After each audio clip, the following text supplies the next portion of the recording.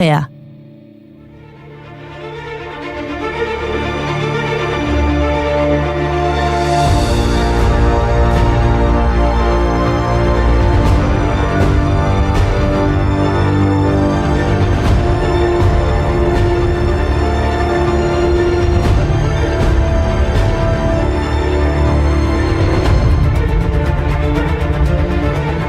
Egunon guztioi eta ongi etorri bigarren kafe irratsaiora. Astelena jaiondoko alperra lanik ez egiteko, ezkoaz lanera eta ezkoaz lanera. Greba egingo dugu, beso erorien greba. Lanera etorri gara, gure lanpostua okupatzen ari gara, hemen gaude bai, baina ez dugu lanik egingo. Tira, berez ezin dugu hori egin. 1929ko otsailaren 24an, hau da, gaurko egunez, Amerikako Estatu Batuetako Auzitegi Gorenak beso erorien grebak debekatu baitzituen. Lotsagabekoa dun kopetan azala, lanikan ezin egin lehenago bezala. Desapio egin ion beidodun bestela, saltatu da neskata, hautsi du kristala.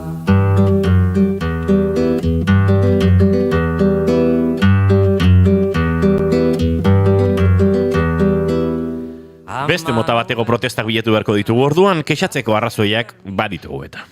Duela 5 urte, 2000ko otsailaren 24an, Vatikanoko San Pedro Basilikako kupulatik zintzilikatu zuten itoizekin solidarioak taldeko kideak. Urtegiko kableak mozteagatik espetxean zenbait hilabete egin ostean, baldintzapeko askatasunean geratu zirenean, epaiketaren zai zirela Europako zenbait hiritan ekimenak egiteko bira abiatu zuten zenbait ekintzaiek.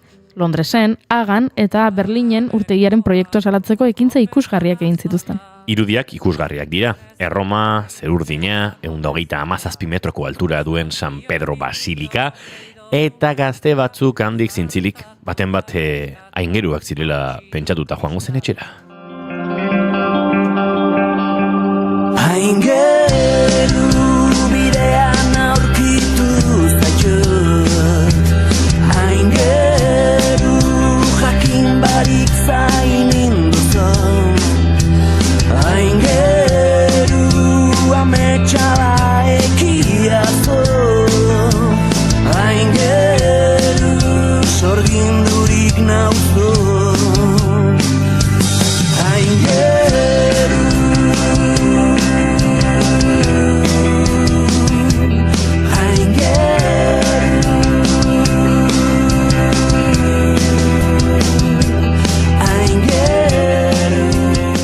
Aizeba, literaturarekin ere egin daiteke protesta. Gaurko egunez, 2013an hil zen Farid El-Haj, irandar artista, margolaria, pentsalaria eta ekintzaile politikoa. Bere libururik aipagarriena, Shal Bamu autografia da, Txakala heldu da, euskeraz. 2003an argitaratua. Persiako kulturan, Bertolt Brecht bezalako idazleen literaturan, zineman eta animazioan inspiratuta dago.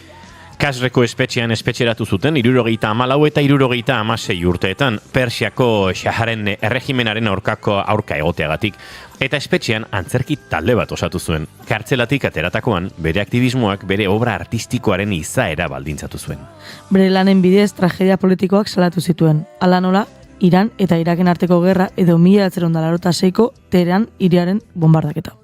توی کوچه رقصیدن برای ترسیدن به وقت بوسیدن برای خواهرم خواهرت خواهرامون برای تغییر مغزها که پوسیدن برای شرمندگی برای بیپولی برای حسرت یک زندگی معمولی برای کودک زباله‌گرد و آرزوهاش برای این اقتصاد دستوری برای این هوای آلوده برای ولیعصر و درختای فرسوده برای پیروز و احتمال انقراضش برای سگهای بیگناه ممنوعه برای گریه های بیوقفه. Eta beste batzuk musikarekin egiten dute protesta. Gaurko egunez jaio zen Pablo Milanes, kubatar musikagile, abeslari, gitarra jotzaile eta kantautorea. Silvi Rodríguez eta Noel Nikola musikariekin batera Nueva Tropa Kubanaren sortzaileetakoa. Milanesek 40 album kaleratu zituen bakarrari gisa. 1993an lehen bizikoa, Versos sencillos de José Martín. 2019an azkena, Standards de Jazz. Arkidatziak dira, adibidez, Yolanda, El breve espacio de espacio en el... Bueno, ez dakit El nola. breve espacio da El breve izenburua. espacio. Vale. Eta Amame como soy abeste ezagunak. 2050ko hamarkadan familiarekin batera Baiamotik Habanara joan zen eta hango kaleetan topatu zituen bere lehen musika mentoreak. Egia da Habanako Udal Kontserbatorioan urte batzuetako prestakuntza akademikoa izan zuela, baina Milanesek beti aldarrikatu zuen kaleko, auzoko eta kafetegietako musikari haien figura, bere erreferente nagusi gisa. Eta el breve espacio en que no estás, da abestiaren izenburua eta abestiare hause. Su silueta se dibuja cual promesa de llenar el breve espacio en que no está.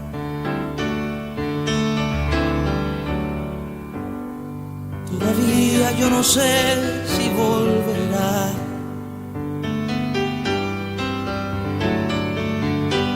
Nadie sabe al día siguiente lo que hará.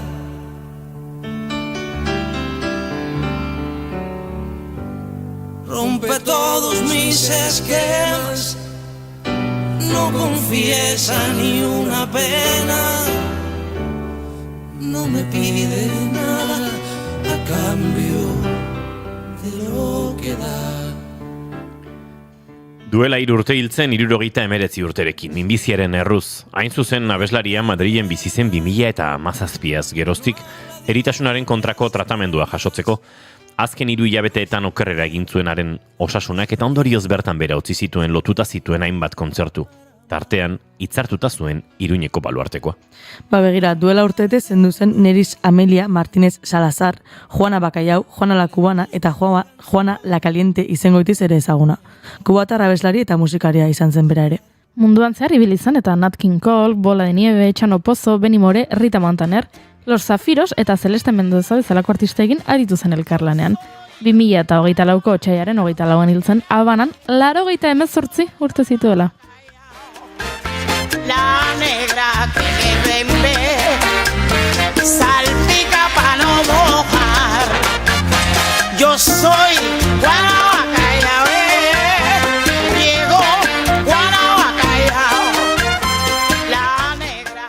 Aizu eta badakizue aldarrikapenak egiteko modu oso on bat zein den? Dantza egitea. Bai. Esaten den bezala, kantatu maitetu da dantza ezin bada, ez da gure iraultza. Dantzaz asko dakite Brasilen. Inauteriei ekin baino lehen, Sambodromoa bedeinkatu zuten atzo Rio de Janeiron. Ostiralean lertuko da festa, baina hori baino lehen Oxala jainkoari bedeinkapena egiten diote, aratuzte baketsuak eskatzeko.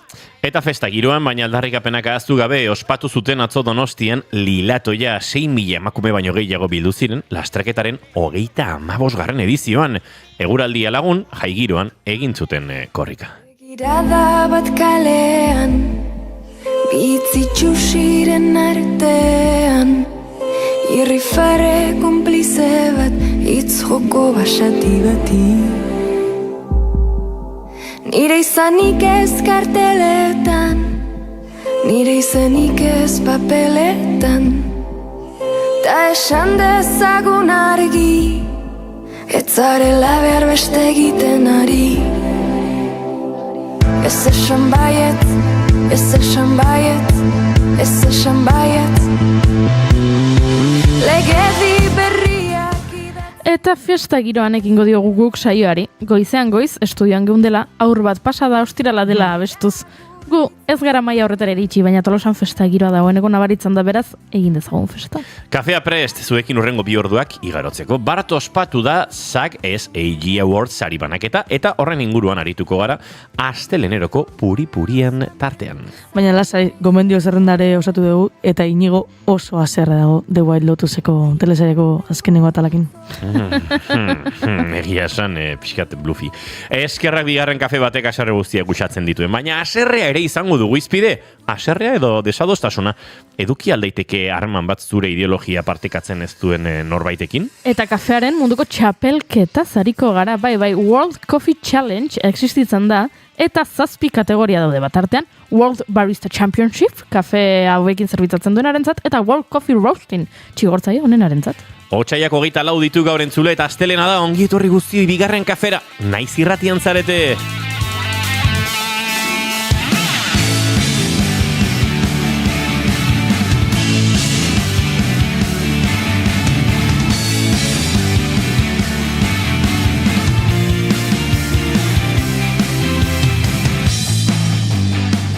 zuekin entzuleok Eire Maia Manterola, egunon. Egunon. Eta zuekin Goitza Arandia, egunon.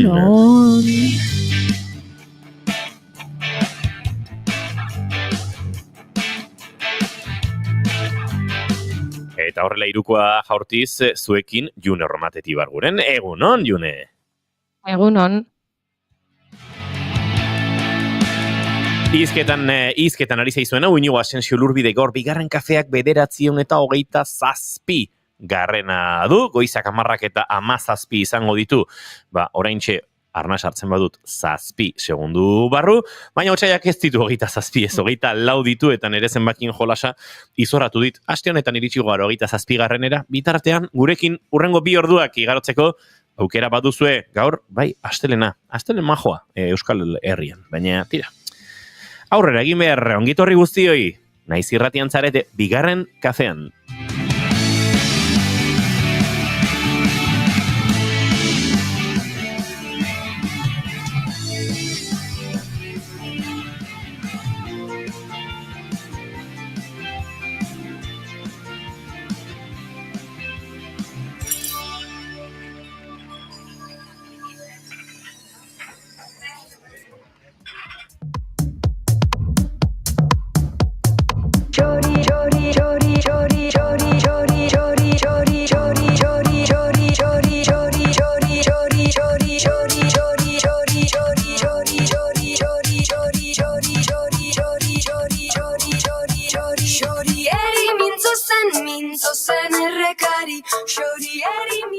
Horrela abiatuko dugu gaurkoa, xorieri mintzoan eta kantuan, eta maite duten tartearekin noski. Hementxe Gorkak egunon, Asensio 8, Eire 7 Goiuri, flojita, June ongietorri.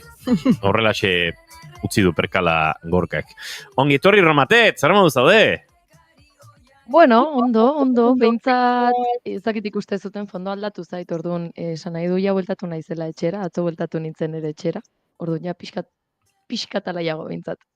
Hala ere, ahotsa, hola, estu jamar daukazu, Azte buruan etxera joate horretan parranda egin alduzu? Izan daiteke igual 3 hilabetetan lehenengo aldizatea naizela parrandan, hala ere lehenagotik ahotsa ja hasi nintzen izorratzen partidoan karrasika, eta orduan parrandan ja guztiz izorratun. Izu, igual pakto bat egin behar dugu. Partidotan karrasin behar dut. Ja, baina eski astelenetan, irratxa bat egiteko ahotsa behar duzu. Bai, eta Gorkak esan zengoan, zerbait egin behar genuela honekin, ez zela posible, June, astero, ahotsi gabe egotea, partiduan oiuka ibili delako, beraz. Bai, egia da partido guztiak bukatzea ditutela esaten June, asizea karraixiten pixkat eztarria zaintzen, eta gero ja, hainbesteko tensioa egoten da bukaera, pues azkenean ziten zaitela.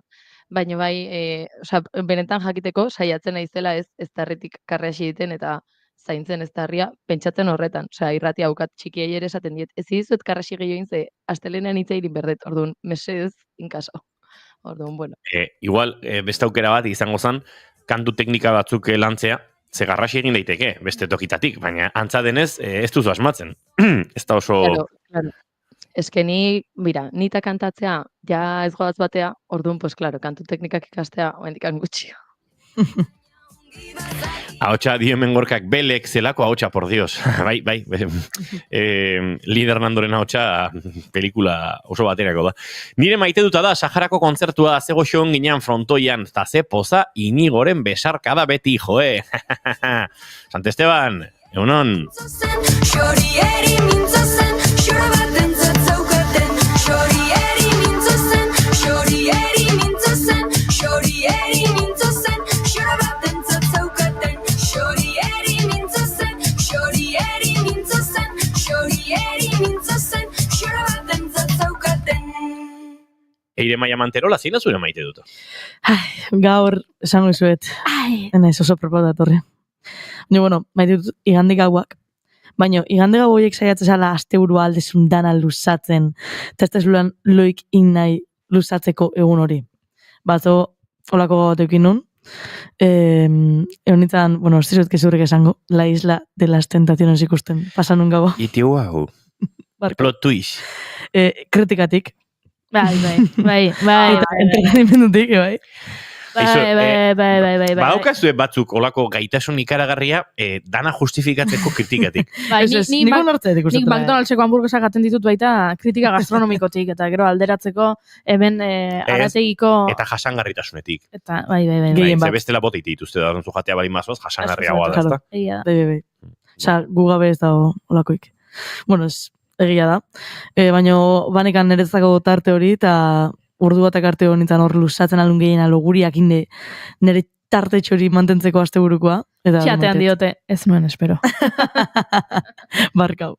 Ez naiz, espero ez zuen erdia ere ez. Oh, wow. Baina, bai, bueno, egon zirinen orduan.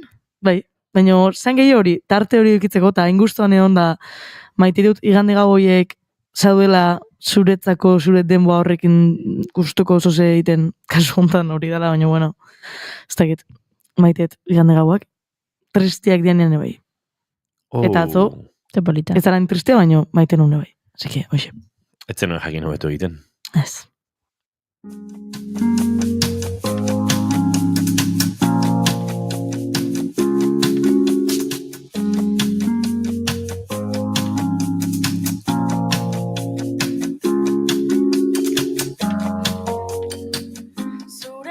Hemen esan digute, nik atzo Winter Pride maite dut gizonak ere. Maite dituzu gizonak ere, maite duzu Winter Prideen gizonak zeudela, edo dena maite duzu.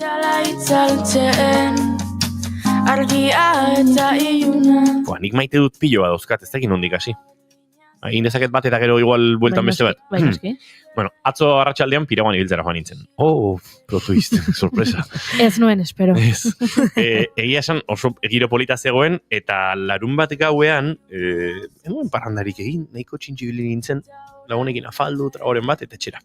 Eta, baliatu nuen. Eta antxene bilen, Donostian Kontxan olatu majoak zeuden atzo, eta horlako baten areatik atera nintzenean, neska gazte bat urbildu zitzaidan, handik zebilen paseoan, eta gaztelera atzerritar batekin, eta izu barkatu, eske nire kaiaken ibiltzen naiz, bueno, ni Alemaniakoa naiz, eta ni ibiltzen naiz, eta, bueno, nahi zuen jakinea kluben bat edo bazegoen.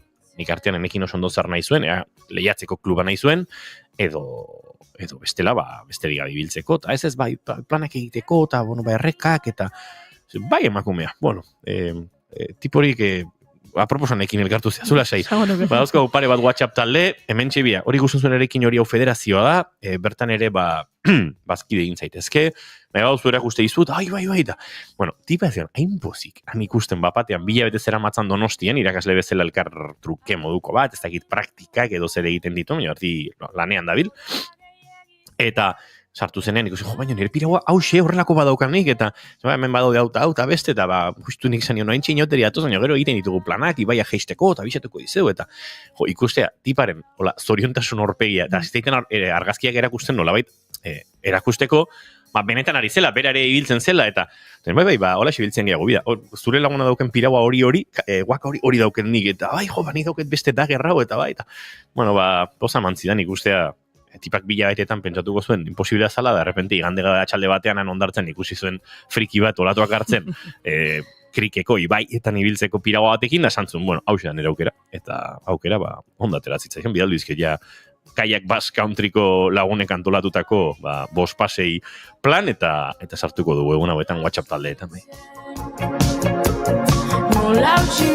Eta beste gauzat maite dudana da, eta pixkate badirudi horrelako abentura kiroletan eta errekan eta orokorrean gizon asko garela, baina gero eta emakume gehiago daude gure taldean, bai itxasoko kaiak egiten, bai baieko kaiak egiten, eta hori ere gauza ederra da, ze beti da ederra gauzak ez gertatzea gizartearen erdia falta den horretan, eta egia esan urbizitan ikaragarrizko nivela duten neskak ere badaude referente, eta uste dut horrek ere laguntzen duela, eta jende asko animatu dela azken bizpahiru urte hauetan behintzat, beraz, atzo ezagutu nuen Mia gazte alemaniar hau ere, Sakura fitxatu dugu talderako.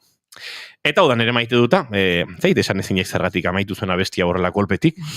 Bai, pixkat, niri ere arraro egiten zait entzuten dudanean, nola, geratzen naiz, ume zurtz bezala. Bai. Baina polita da kontrastia, Bai, baina zuzenan ez du horrela bukatzen, eta enuen espero horrelako amaiera hola kolpeko bat, eta utzina hola jokoz kanpo. June Romatet, zein da zure maite duta?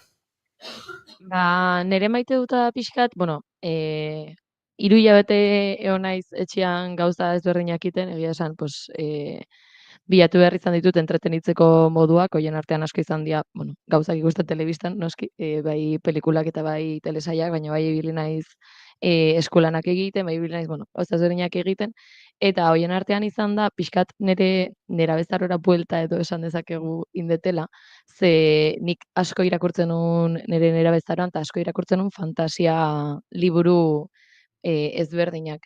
Eta hasi nintzen udaran saga batekin, eta orain iritsi da urtarrilean 3. liburua saga honena, bueno, esan behar da, 4 egun bakarrik iraun ditela 900 orriko liburuak, eta bai izan dela, osea, maitatuet pila bat irakurtzea eta sartzea berriro ere bukle horretan, bueno, nik oraintxe bertan liburua daukat eta ez daukat beste zer gehiago egiteko, naiz dauki 8.000 gauza atzetik, eta ez egiten bat plan ezberdin, edo berdin du, liburu hau daukat eta hau irakurri nahi dut. Egia da liburu honekin sortu dela pixka bat TikToken edo TikTokeko BookTok aldean olako, ezagit, nola deitu, fan mugimendu handiegi bat eta TikToken sartzea momentu horretan zela, bai edo bai, spoiler bat jango duzu, orduan irakurri lehenbailen liburua, eta, bueno, liburu dendetan eta izan da kriston mugimendu eragindun liburu bat, baina ez da izan liburu hau irakurri eta irakurtzeari utzi dela, aspaldi ez nuela hainbeste irakurtzen eta egia da liburu hau irakurtzetik ekarri ditela irakurtzen jarraitzea berriro ere, orduan ba maite hori berriro bueltatu naizela irakurtzeko gogo hori ukitzea. June, ez duzu esan liburua, da Onyx, ez dakiz zer? Bai, da Las de Onyx. Hori da, nik ere ikusi dut nire eta zait. Sareetan topera dabilela jendea liburu hau irakurtzen, bai. Bai, eta atera behartzen, bueno, klaro, egiten dute edizio berezi bat, edo edizio normala. Edizio berezi honek daukana da orriaren aldeak margotuta ditula, bertan agertzen dira, bueno, irudi ezberdinak, herensuge batzuk eta hola, eta oso politak dira, baina, klaro, edizio berezi hori lortzeko jendeak ia borrokatu egin da. Osea, izan da ikusgarria ikustea estatu batuetan dendak ireki eta jendeak korrika liburuaren bila, nik egia ez nula olako ez egin behar izan ze, bueno, makuloak inposa berziten nun, azkenean igual arriskutsuagoan nintzen ni beste batzuk baino bai reservatuta eukidetela nik azkenean aukera edizio berezi hau eukitzeko eta egia oso polita dela. Orduan, bueno, hoxe, sortu da kriston mugimendua. Zurekin lotuta herritik bordura, portutik guztita, eta hortxe ditu nintzen urtsita utikan. Egin nuen salto eta hortikan bota nituen malko, ze horrere ezin duan aurkitu.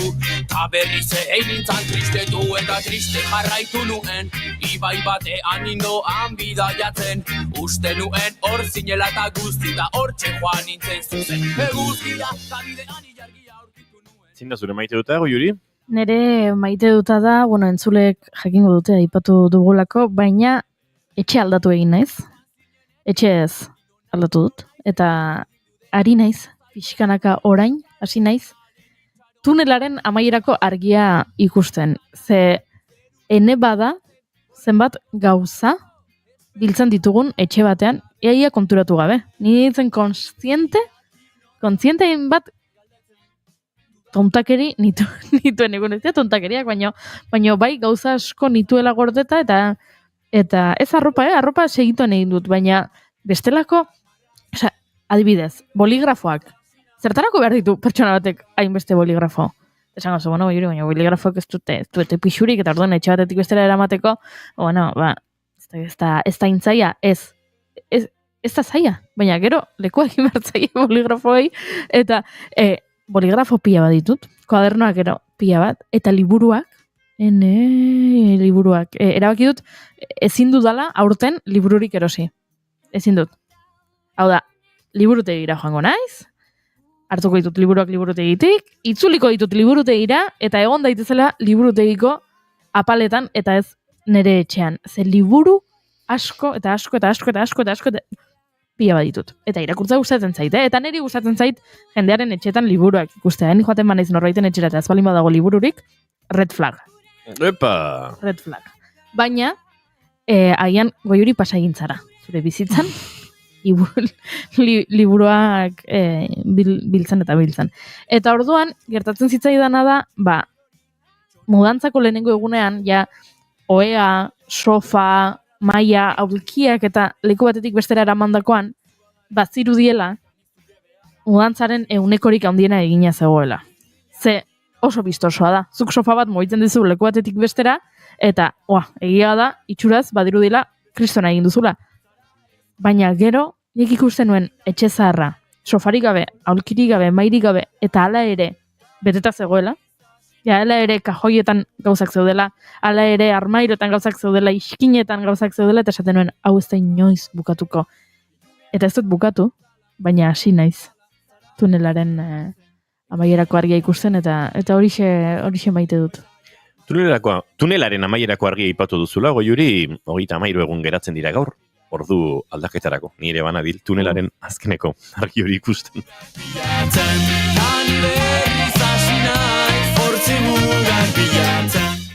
Hemendik Gorkak ze ona, eta hori nola egiten da talde bat. Nei gustatzen zaite, piragoa ez, baina kultura WhatsApp talde bat sortuko nuke. WhatsApp taldea sortu, klik egin da Gorkak, beste kontua da, talde hori gero desmadre bat ote den. Guk erabiltzen dugu piragoako planak egiteko. Asteburuntan joango naiz Gizarrekara nor dator? Kulturarekin, igual, asteburuntan joango naiz kontzertura nor dator? Horrelakoak akaso egin litezke. June, ni 4 hilabete noa, inauteritako amaituta dio. Bueno, ondo. Eta ni Hernanitik Zumarraga hilabete baten, mudantza inon, hilabete baten. Garraio publikoan egin zenun Gorka, norbaite lagundu zizun ibilgailuren batekin. 4 asteburu. Egia da, mudantza bat egiteak, mudantzari denbora eskaini behar diozula, Bai. Nik 3 hilabete, esan bezala 3 hilabete pasa ditut gurasoen etxean, eta atzo hasi nintzen biltzen dena, esan, baina nola da posible, egon naizela geldi, ezin nun ia ezer egin, eta nola bildu ditut hainbeste gauza etxe honetan. Eta, Mikele mugitu behar izan zituen boltsak eta boltsak. Gero ni egia da oso sentimentala naizela, Eta kajoi batean gordetan nola, eske 2024ko uztailean Guggenheimera joan nintzeneko Guggenheimeko tiketa gordeta daukat, baino eske 2019an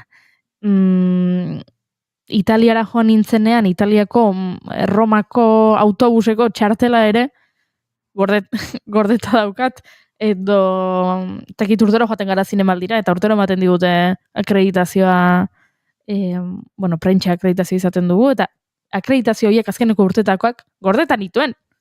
Eta gero esaten duzu, bat zertarako. Diogenes. Eta bi, jazta, askatu, bota gauzak. Eta ia da baita, ezkontzetako gauza asko nituela, azkeneko urtetan ezkontza pila bat eduki ditut, eta ezkontzetako gonbidapenak, ezkontzetan oparitzen dizkizuten gauzatxoak, detaiak, eta egia da, asteburutan are ditu naizela pentsatuz, eta zer egin berdat nik honekin. Karo, etxe batetik bestera, baina gero nire egunerokotasunean ez ditut erabiltzen gauza hauek. Eta horrela ibili naiz pixka bat askatze ariketa bat egiten. Terapeutikoa izaten ari da, Bai, terapeutikoa eta nahaspilatxoa ere bai. Uste mudantza batean mugitzen direla gauza asko. Bai, mugitzen dituzu gauzak. Etxe batetik bestela.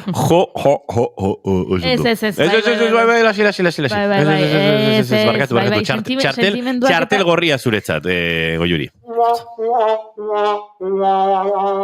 Antipoetikoa. Baietz. Oso. Zitsusia. Nik egin izan bani hori, 3 egunetako muturra naukan hemen redakzioan. Egia da. Ez. Bueno, behintzat, zure ale onartu duzula, Goiuri. Onartzen dut, egia da. Egia da, bai. Ez nuen gehiagin murgildu nahi horretan, ze bai, izaten nahi da terapeutikoa, baina bai, negar asko egiten ari naiz, eta ari naiz, gauzatxoak sentitzen, eta ordan, zuen gehiagin murgildu nahi. lokatz horretan. Gorkak dio, 33 egun 3 urtetarako, noiz dira zure urteak, Gorka? Ordu aldatzen den martxoaren... 33 egun falta balin badira, kalkulatu. Baina gaitzak kalkulak egiten ditugu modu batera. Nik igual egun bat Niretzat kendu Gertuago, martxoak 30, ez ba ondo bai, nik hori nukan buruan. Bai, ba. Martxoak Niretzat 30 igandea, larumatetik igandera. Ze, Jule? Nik asteazkenean. Asteazken honetan? Bai. Etzi? Etzi. Jo, bai, Junek prestatzen ditu... Ja. June dago etxean oso ondo. Gaieta batzuk ez, baina June, zuk prestatzen badituzu, guk langarriko lagunak bialiko ditugu zure etxera, gaieta bila eta ekarritzatela honera, eta hola, virtualki bada ere ospatuko ditugu zurekin urteak. Etorri honea, bisitatu, ui, Bueno, hori ere aukera bada. Badakizu, inauteri bezperatan gabiltzala eta pixkat estresa jota gabiltzala. Mira, aste honetan ospatu behar izan ditut ekipoarekin eta egin behar ditu. Eurentzat badaude. Bueno, oso ondo.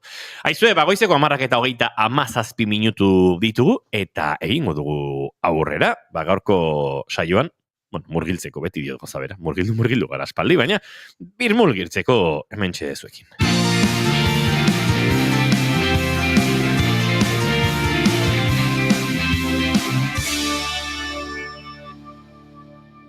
Bigarrenak ez direlako beti okerragoak, bigarren kafea. Junior Romatetek gaietarik ez du prestatu guretzat, oraindik, baina erreportaje bat bai prestatu du, eta erreportaje hori June salaketa plataforma, ezagun baten arira du. Bai, azkenean, azkenaldian ikusi ditugu, ez? Mezu ezberdinak jasotzen aritu dela Denuncias Euskal Herria, edo, Euskal Herriako salaketak Instagram sarea, eta hortik tirata nik baneukan inguruko pertsona bat ere egoera honen berri eman zidana, azkeneko hilabete honetan Gasteizko Letren Fakultateko irakasle batekiko hainbat salaketa jarri dira, nire inguruan ere pertsona honek, esaten zuen klasean entzun behar izaten zituztela hainbat eta hainbat komentario, kontua da nire inguruko pertsona hau, gizonezkoa dela, eta ez du azkenean eraso hauek espreski jasan, baina bai entzun behar izan dituela, esan bezala milaka komentario, eta hortikan pixka bat tirata, Gasteizko emakume taldeko pertsona batekin kontaktuan jartzea lortu nuen, pixka bat honen berri emateko, eta horren inguruko reportajetxo bat prestatu dut. Aizu entzuleok, entzungo dugu reportaje hori, eta bueltan egingo dugu. Behar den balorazio edo behar den hausnarketa bera ere. Dena galdu duenak, zer idio beldurra, zuak irabazita, ez da etxai elurra, berotuko baititu gure eskuta. Otsaila orokorrean inauteri giroan murgiltzen den hila izaten da. Umore honez eta bihurrikeriaz betetakoa. Aurtengoa ordea, azkenaldian geroz eta entzunagoak diren albiste batekin hasi genuen. Gasteizko Letretako Unibertsitateko hainbat ikaslek salaketa anonimoak egin zituzten irakasle batek egindako erasoen inguruan. Egiten dute hau biziek eta Jazarpenagatik eta ukituengatik salatu zuen lehenak sare sozialen bitartez, eta honek kate bat ekarri zuen. Salaketa gehiago edo izenik esan behar izan gabe, irakaslea nor zen zekiten ikasle askoren mezuak, babes mezuak. Hartu dezan buruko ekea. Bata bestearen atzetik hasi ziren irakasle honek egindakoak kontatzen eta zabalpena ematen.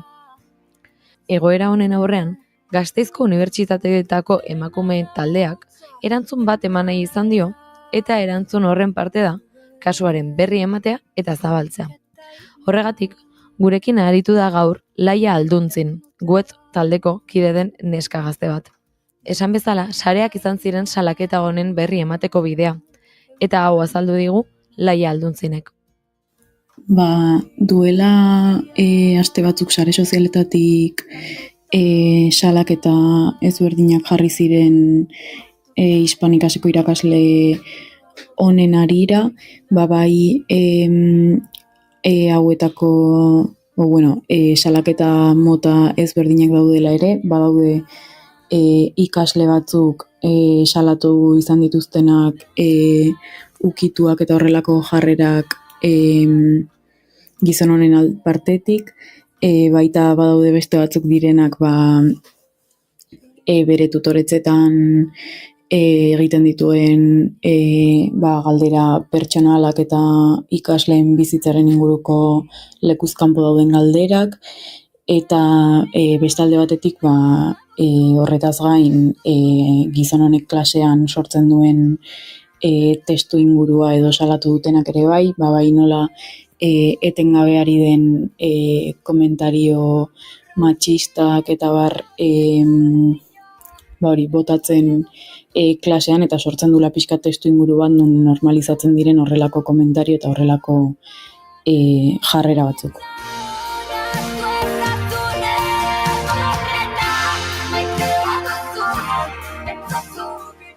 Klasean halako egoerak normalizatu ditu, eta horrez gain, berak banakako jazarpenak egiteko joera ere bazuela zabaldu dute mezuek. Batik bat, tutoretza pribatuak egiteko aukera baliatzen zuela azaldu digun eskagazteak. Ni nire kasuan ez naiz irakasle honen ikaslea izan, baina bai orain arte jasotako salaketetatik pixkat bere prozedura izaten dela, orokorrean ikasle guztiak bideratzen dituela berarekin tutoretzak egitera bere bulegoan, eta orduan emandako eraso hauek bai alde batetik ukituak eman diren kasuan eta baita orokorrean ikaslei galdera pertsonalak eta egiten zizkiela tutoretza hauetan behin ikasleekin bakarka zegoela. Azaldu duen bezala, neska ezberdinak erasotu ditu prozedura berdinarekin, eta urtez urte egin duela jakin da azken asteetan. Baina inguruko jendeak hau bazekiela ere jakin dugu. Salaketa hauekin pixkat gertatu dena izan da, geroz eta salaketa gehiago ateratzen joan direnean ikusi dela ez dela orain momentuan bakarrik gertatzen ari den gauza bat, baizik eta gizon honek irakaskuntzan daramatzan urteetan zehar pixkat berdina gertatu dela edo berdina erreproduzitu duela, eta pixkat lehen aipatu duanarekin lotuta ere, bere klasean ematen ziren jarrera edo komentario hoiei dagokienez batez ere, aipatu duan bezala pixkat normalizatuak zeuden edo jakina zen tipo honen klaseak horrelakoak zirela, eta pixkat egoera normalizatua zeukan orokorrean jendeak. Beraz, urtez urte errepikatu den joera izan da. Urtez urte ikasleak berekin bakarka elkartu eta erasotu ditu. Eta naiz eta inguruko jendea jakin, bertan lanean jarraitu du irakasle honek. Hainbat urtez egin du. Eta orain, salaketak hasi diren unean eta ikasleak mobilizatu direnean, jakin da aurreko urteetan ere kexak izan zirela. Hala kontatu digu Aldontzinek. Guetetik Gasteizko Unibertsitateko emakume taldetik asanbladirekiak egiten hasi ginenean pixkat eraso honi edo hauei erantzuteko, jakin genuen duela urte batzuk EHUren berdintasun batzordearen bitartez eta salaketa bat jarri zela irakasle honekiko, eta orokorrean jakin dugunarengatik berez neurri ezberdinak hartu ziren, eta toke bat eman ziotela edo beraiek esaten duten bezala irakasle honi, eta jarri zitzaizkion neurri batzuk tutoretzetan atea ez istearena eta horrelako modukoak, baino jakin dugula ere gero neurri horiek orokorrean ez direla bete, eta EHUren aldetik ez zaiola irtenbide erreal bat eman erasoari, azken finean salaketa hori jaso zenetik urte guzti hauetan gauza jakina zen arren bere ikasleen artean eta baita beste irakasleen artean, gizon honek klaseak ematen jarraitu duelako lasai asko eta inongo eraginik gabe. Eta horren arira bai, EHUren aldetik egon den postura izan da pixka bat, ikasleak antolatu eta mugitu geran arte ez dutela ezer egin, eta behin ikusita jendea antolatzen ari zela eta jendea erantzuteko prest zegoela, pixkat ambientea lasaitu nahi izatea edo, esan ez hori protokoloa martxan dagoela, edo orain gertatu den bezala, behin-behinekoz klaseak ematetik apartatu dutela, baina bai guk azpimarratzen degula, honen aurrean antolatzen eta mobilizatzen jarraitu behar degula, azkenean kasu honetan ere zaiolako guztizko irtenbide bat eman, ez delako irakasle hau guztiz kanporatu.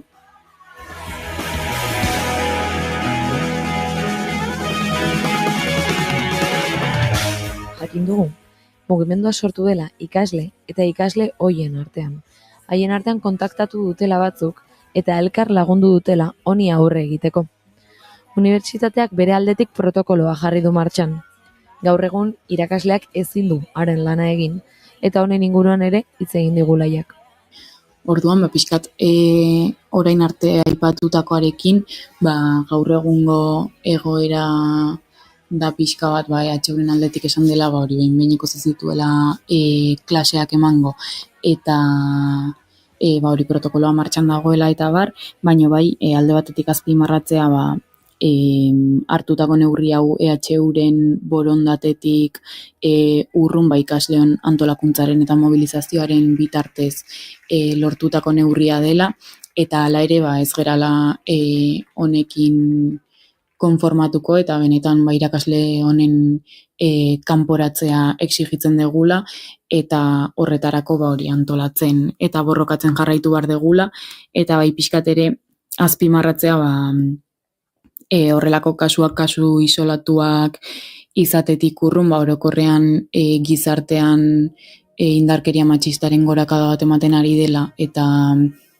eziguneak ez daudela honetatik salbuetsita, gainera azken aldian ikusten ari gera nola geroz eta kasu gehiago ateratzen diren argitara, eta orduan garrantzitsua iruditzen zaigula ere unibertsitatean indarkeria matxista honi aurre egingo dion indar bat sortzea, eta horretarako antolatzen eta mobilizatzen jarraitu behar degula. Ez du ordezten errespetua, sua nork, hasi du jokua, noiz, bilatuko dute zure hitzek, behar duten lekua. Egia zaintza denez zalantza. Beste behin ere, emakumeok erasotu gaituzten. Haren privilegiotik, gizon batek, ikasleak zapaldu, erasotu eta beldurtu ditu. Haien artean, saretzea lortu duten arten. Denek zekiten egoera zein zen. Klasean jarrera matxistak, komentario desegoki asko eta beste milaka egoera jasan dituzte ikasle guztiek. Beste batzuk, san bezala, bakarka aurregin behar izan diote irakasle honi. Orain ordea, elkar zaintzearen ondorioz eta mobilizazio ezberdinen bitartez, aldaketak lortzen ari dira ikasleak. Egoera guztionen lehen harritxoa, sareetan mugitu zela aipatu dut hasieratik. Denuntzias Euskal Herria edo Euskal Herriako salaketak izeneko Instagram kontuan jaso zituzten mezuak. Baina Instagram horrian zehar mugituz gero, ohartuko zarete zenbat salaketa jasotzen diren bertan. Beldurra eragiten du privilegiodun pertsona horiek salatzeak. Gaztetasunak batzuetan ere gure ahotsek gutxiago balio dutela pentsatzea ere eragiten du. Nork entzungo dit niri. Bada, horri buelta emateko asmoz sortutako kontu honek, geroz eta jarraitzaile gehiago ditu. Mugimendua eragin du. Eta salaketa ofizialak sortzea ere ekarri du. Sare sozialetan, milaka ekintza desatsegin biltzen dira, bai. Baina gure arteko saretze eta babesak sortzeko ere balio izan dezakeela ikasten ari gara.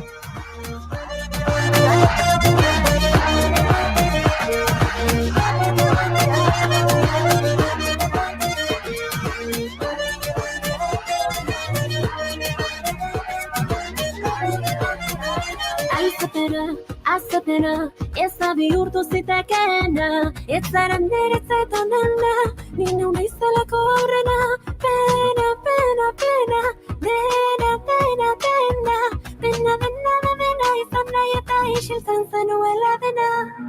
Egia zaintza denez, zalantzan eta plazerean, egia zaintza denez, zalantzan eta plazerean, itzala baldintza, aiori aia eman batean, ez duzu behiturik, nire bidea egia zaintza denez, zalantzan eta plazerean, egia zaintza denez, zalantzan eta plazerean,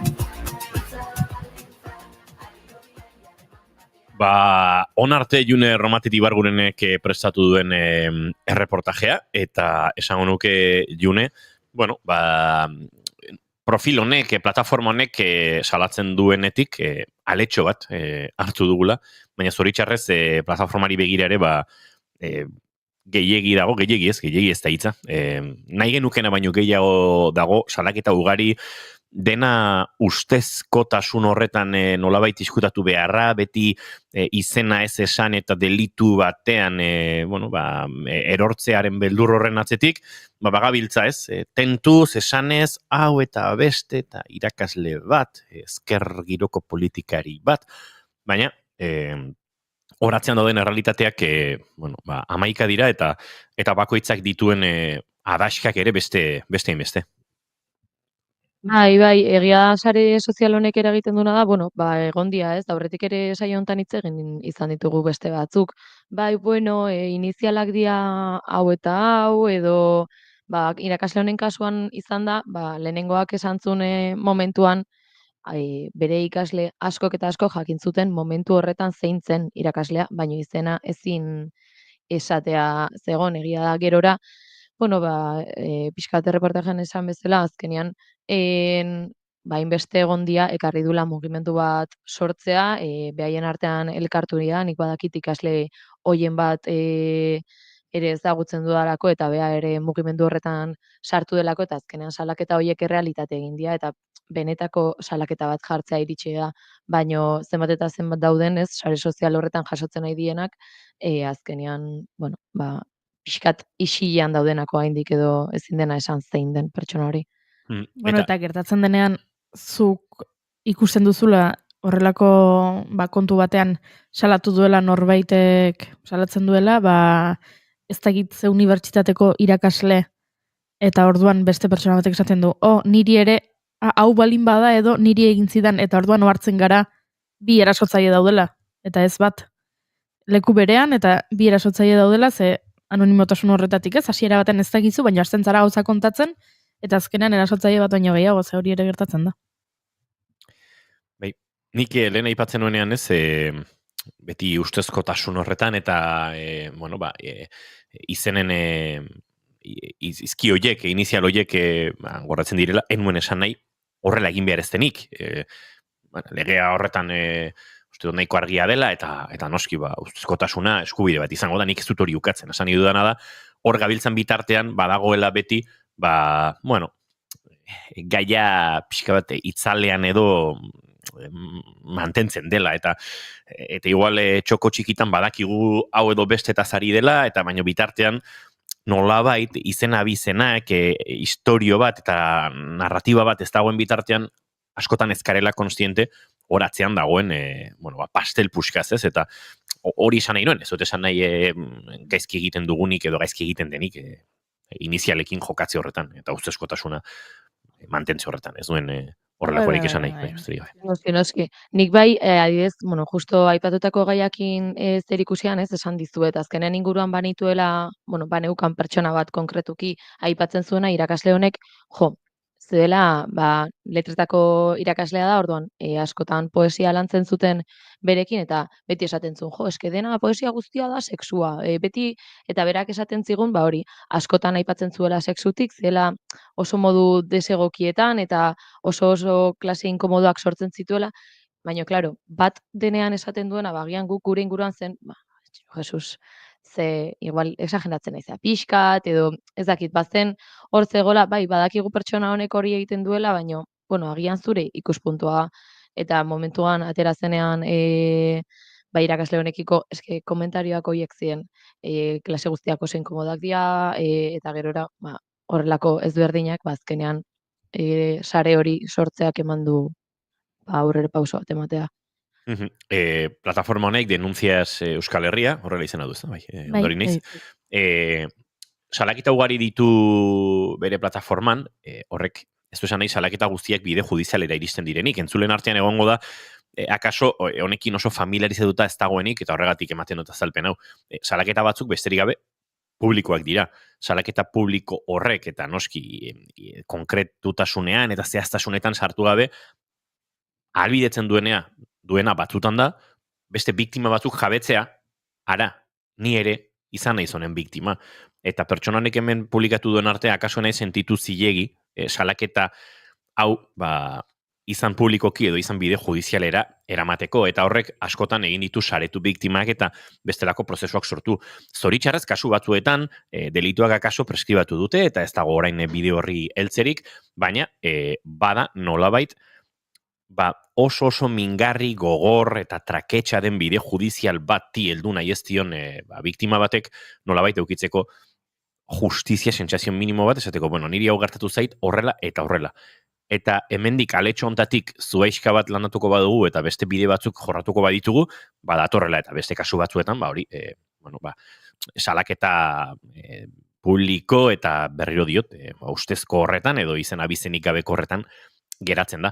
Baina honen arira gogoan dut duela gutxi, ez dakit forke sarietan edo ze zinema sarietan izan zen, aktore pare bat agertu zirela emakume eta gizon bat ridikuloa egiten. Macarena Gomez eta bere gizona. Hori da.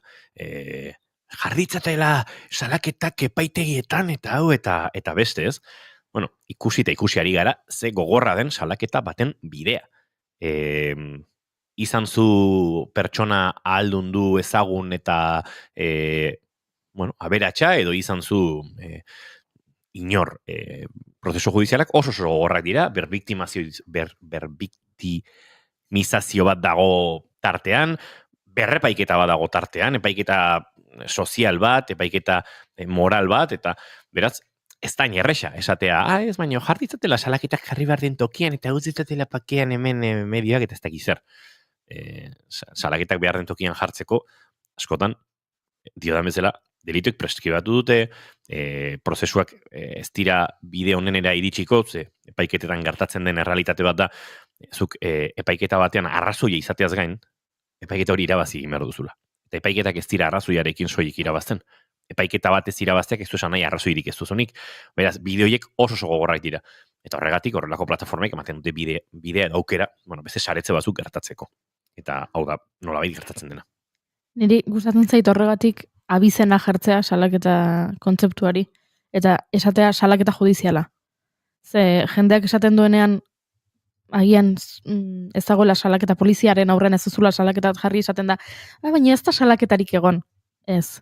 Elkartzen badira, bibolina jotzen duten 7 neskato eta joaten bedira musika eskolako zuzendaritzara esatera irakasle honekin hau eta hau gertatzen zaigu, naiz eta 7 neskatia hoiek ez joan gero ertzaintzara edo komisaldegira salaketa bat jartzea, neskato horiek salaketa bat egin dute dagoeneko.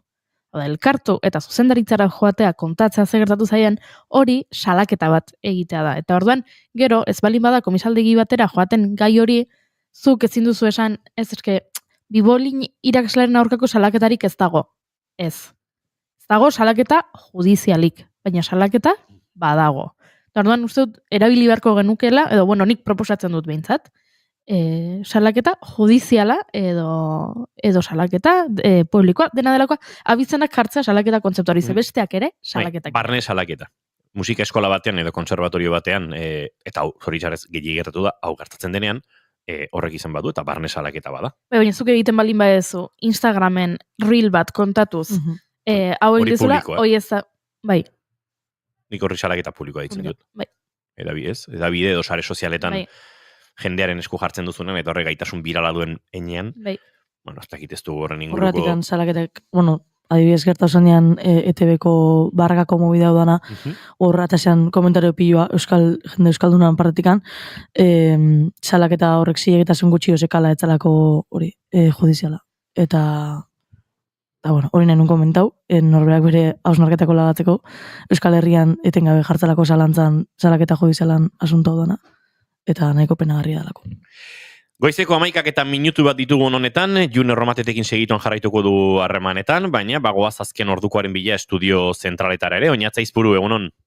Egunon lagunok, bai, gaurkoan martxoaren 8 begira Nafarroako gobernuak ekiraldi instituzionala egindu eta aurkeztu kanpaina. Egun horri lotutako kanpaina, kasu honetan kanpaina berrian emakumeen eta gizonen arteko berdintasunean lorturiko aurrerapenen kontrako gorroto diskurtsoei pentsamendu kritikoaren bidez aurre egitera gonbidatzen ditu herritarra. Gainera, arlo horretan lanean jarraitu beharra dagoela aldarrikatu dute ideologia matxistari amore eman gabe, ez zaitzatela nasi gezur matxistekin. Hori da, leloa Nafarroko gobernuak aurten aukeraturikoa eta jadanik desberdintasun sozialak eta ekonomikoak daudela ez esatea edo hori ukatzea horren aurka egiteko, nola baiteko kanpaina dela diote. Oraindik ere hobetzeko margina handia dagoelako uste dute, bagiaztatzen duten akordioak eta kopuru ezberdinak azaldu dituzte. Nolabait fake horren horri egiteko deia zabaldu dute eraso matxisten ingurua. Bestalde duela gutxi jaso ditugu bideoak Andoni Lubaki bidalitakoak Beirutetik Hasan Nasrallah eta Hasan Safidein badakizuenez Hizbolako buruen hileta elizkizuna egin dutelako Beiruteko estadioan. Han izan ziren zenbait agintari politiko, bereziki Irangoak guztira ia 1,5 milioi lagunen aurrean, hiletak martirio ofizialak bihurtu ditu biak Hizbolaren unerik gogorrenean. Milaka lagun elkartu ziren eta ez zekiten Israelek erasotuko zituen ala ez, birritan konbateko hegazkina pasatu direlako estadioaren gainetik eta kasu honetan Nasrallah eta Safidein estadiora sartu dituzten momentuan kamioi batean, beraien korpuzkinak zaramatzatean hilkutxak sartu diren momentuan izan dira. Israelek suetena ez betezaz gain, Libanoko bezalako herrialde subireno baten aire eremuain baditu ditu momentu horretan, azken honek ez baitu. Kasu honetan Libanok ez du aire indarrik. Hizbolako ordezkariek gerra ez dela amaitu eta egunen batean irabaziko dutela adierazi dute estatu sionistaren aurka egitearekin bat. 11 eta 3 minutu lagunok hauxe beraz kontatzeko genuena momentuz. Eskarrik asko Oñatza Izpuru, informazio gehiago eguerdiko 12etan, hemen Naiz Irratiaren informazio zerbitzuetan. Gu bagoaz, aurrera!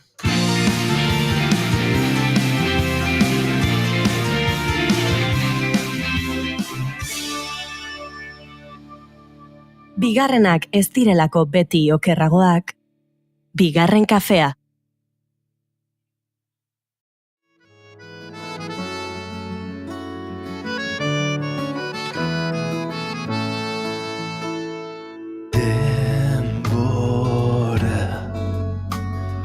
Aurrera doa gaur etengabean Ta aspaldi Ez duten zuten binbatian loiolan Ez dugu Juri kafe bat zorra jazura badakizu? Nik zordizut kafe bat, zuri? Zergatik? Ez dakit, harritutan nabil gaur goizen iritsi nahi zona eta hortzen biltzen kafe lehiaketak gora eta kafe baristak behera. Pentsatzen nuen, hau, erotu egin altzegu. Atzo kafea hartu nuen Tolosako musika bandaren kontzertu ikusten nuen bitartean. Aldatzen ari naiz, giroan nabaritzen dudalako kafea indarra hartzen ari dela. Badatorrelako WCC, World Coffee Championship. Kafe bat zor dira zorain Trenonek galdu zuen kafetegian Ojetu kalduen bulegotikan Hau da nire WCC. WCC, kafearen munduko txapelketak pluralean. WCC bikaintasuna txalotu nahi du. Baina bikaintasuna zertan kafea prestatzen. Eta hau da gauza serioa zeharo. Ze urtero, 7 lehiaketa antolatzen dituzte, 50 herrialde baino gehiagoren parte hartzarekin. Eta horien artean, baristen munduko txapelketa, dastatzaien munduko txapelketa, ojo, haian izena eman dezakezu horretan. kafesnea, esnearekin egiten den artearen munduko txapelketa. Hori ere jendek egiten ditu gauza batzuk? Modan dagoela, eta kafetegi batzutan bihotz bat egiten dizute, beste batzutan pinu bat, eta horrelakoak egiten dituzte. Kafesne artearen munduko txapelketa ere badago. Izpiritu honeko kafearen munduko txapelketa, eta aztertu egin beharko dugu, ze izenaz nik ez da gitzara esan nahi den.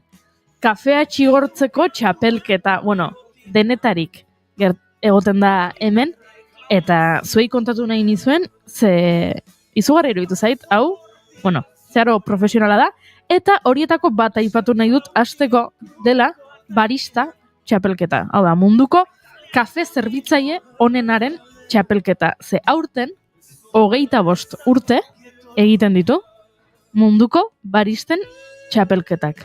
Eta nik inguruan barista oso onak ezagutzen ditu, eta aritu naiz historian begira, eta euskaldun bakar batek ere ez du sekule irabazi hau, Hemen badago aukera bat, eta hemendik deialdia egin nahi diet kafetegietan lan egiten duten euskal herritarrei, izena eman dezaten munduko kafe zerbitzari txapelketa honetan, ze irabazleen artean ez dago euskal herritarrik, Ez dut topatu.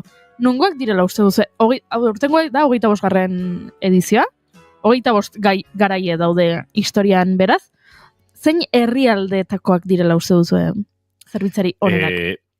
Japonia, Italia, Mexiko.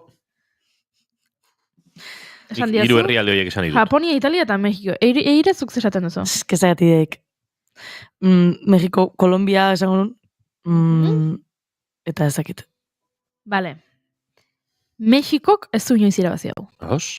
Estatu batuak, seguro tartean daola. Agian harritu dingo zarete, honekin. Iruko babota edo, plan, saiatu nahi nun, baina. Egizue, gehienetan irabazi duen herrialdea. Danimarka dela. Danimarka? Hori bai marka. Horixe gertatu zaitzuek esan duzuena, niri burura etorri zaizkit, Kolombia, Mexiko, Kolombiak oso kafe egite kultura berria du. Oso berandu hasi dira, duela hamarkada terdi. Urte, Kolombian kafe ona bertan geratzen eta kafe barista kontzeptua garatzen hasi direla. Horrek ez esan nahi, lehenago inoretzegoenik, baina etzen bat ere datua, Kolombiako kafe kulturak pinto deitzen diotena da. Barkatu tinto. Kafea egiten dutelako uraskorekin, pixkat hemengo melita kontzeptuaren antzera, eta garai batean Kolombian kafea hori bakarrik zen. Oraindik ere, tintiko deitzen diote zona handi batean, eta tintiko hori, kafe ez oso garesti bat, kafe bat, batzutan mimo gehiagorekin egina, eta goxoa gondaitegena, eta beste batzutan mimo gutxirekin egindakoa, eta behin eta berriz berotu, eta birberotu dena, eta nahiko txarra dena. Egia da, azken 15 urteotan aldatzen hasi dela, eta Kolombian munduko ekoizlea hundienetako bat den horretan, ez da, 2. edo 3. ekoizlea hundiena den, hor Brasil eta besteren baten atzerik, hasi da, sortzen duen kafe ona ere berarentzat geratzen. Eta kolombiarrek hartu dute azken urtean jarrera hori, bertako merkataritza sustatzeko, ze hor ere badago ikaragarrizko mafia tartean, baina ez daukate kultura kafetero egiteko kultura hori oso edatuta azken urte hauek egitzi. Hau gaina da, kafea zerbitzatzen onena. Barista. Claro, haian kafea bera Kolombiakoa, haian goxogoa izan daiteke, baina zerbitzaria, hemen saritzen dena, zerbitzaria da, Danimarkak irabazi du hainbatetan, Norvegiak baita ere. Baina herrialde nordikoek. Antza denez, kafea zerbitzatzen jaioak dira. Bakailua prestatzen ez? Ez, harri-harria da. Herrialde nordikoetan, batez ere Norvegian, Islas Faroen eta Islandian, eta bertan arrantzatu izan da, eta euskal arrantzaleek eta euskal bakailu harrapakariek bertan egiten zuten arrantza bidaia, horrek izan badauka, baina ez datorkit, bertara joaten ziren, Pasaiako portutik, urteetan Europako bakailu porturik garrantzitsuen izan zen Pasaiako portutik irteten ziren bertara, baina gero, bakailu faktorietara etortzen zirenean, bertako Islas Faroe, Norvegiako eta enpresetatik, ona etorri eta zera, arraia eta bakaioa jatera joan nahi zuten. Nola baina bakaioa zuekan baduzue, eta bai, guk bakaio badaukagu, baina inork ez du prestatzen ondo. Eta harrigarria da. Beraz, bakaioa dute, eta ez dakite prestatzen, kaferik ez dute, baina kafea prestatzen oso jaioak dira, Goiuri. Ba, oso jaioak dira, eta esan dudan bezala, 25. edizioa izango da aurtengoa, eta noiz izango da, ze aipatu dut, kafearen munduko txapelketa, hainbat txapelketaz osatuta dagoela. Ba, hau izango da urriaren 17tik 21 Milanen. Beraz, oraindik garaiz dago, gure entzuleren bat, norbait zuen ezagunen bat, balin badaukazue inguruan kafea zerbitzatzen, izugarri jaioa den norbait, esaiezue, izena emateko. WCC gure webgunean, hortxe dagoela, urriaren 17tik 21 eta orduan jakingo dugu, 2025ko baristarik onena zein den. Eta aipatu duan bezala, bai, harritu nau Danimarkak, harritu nau Norvegiak, harritu nau Kolonbiak irabazizuela lehenengo aldiz 2021an. Hau da, txapelketa jaio eta 21 urte beranduago. El Salvadorrenko irabazle bat egon zen, 2011an, eta bestela, Japonia aipatu du Inigok eta Japoniak behin irabazi du. Aipatu duzu Italia eta Italiak ez du inoiz irabazi. Kuriosoa da. Eta Estatu Batuak aipatu ditu Eirek, eta Estatu Batuetako 2 irabazle egon dira. Bestela badaude adibidez Hego Korea, Polonia, Taiwan edo Australia.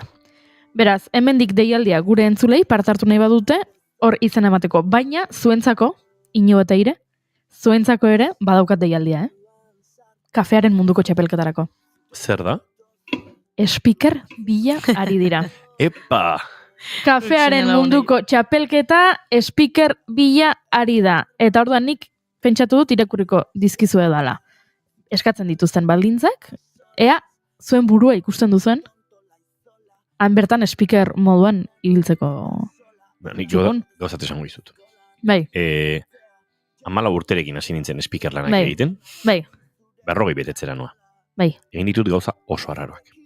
Hau egin nezake. Aizu, baina zaizu baldintzak zein diren? Ingeles ez.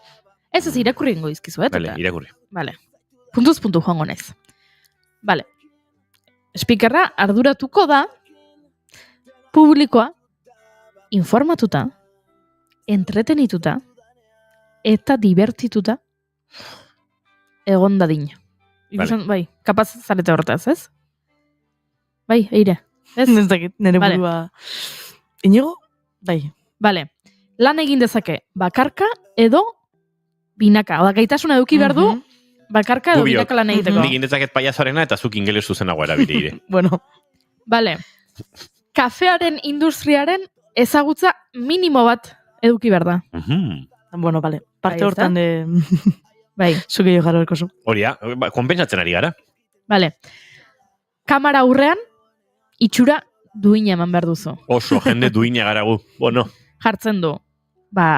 Azteko jantzi, ondo jantzi eta txukun jantzi, baino baita elkarrizketak egiterakoan, baita jarrera positibo, eta... Elegante. Bai. Ondo, bale, egin dezakegu.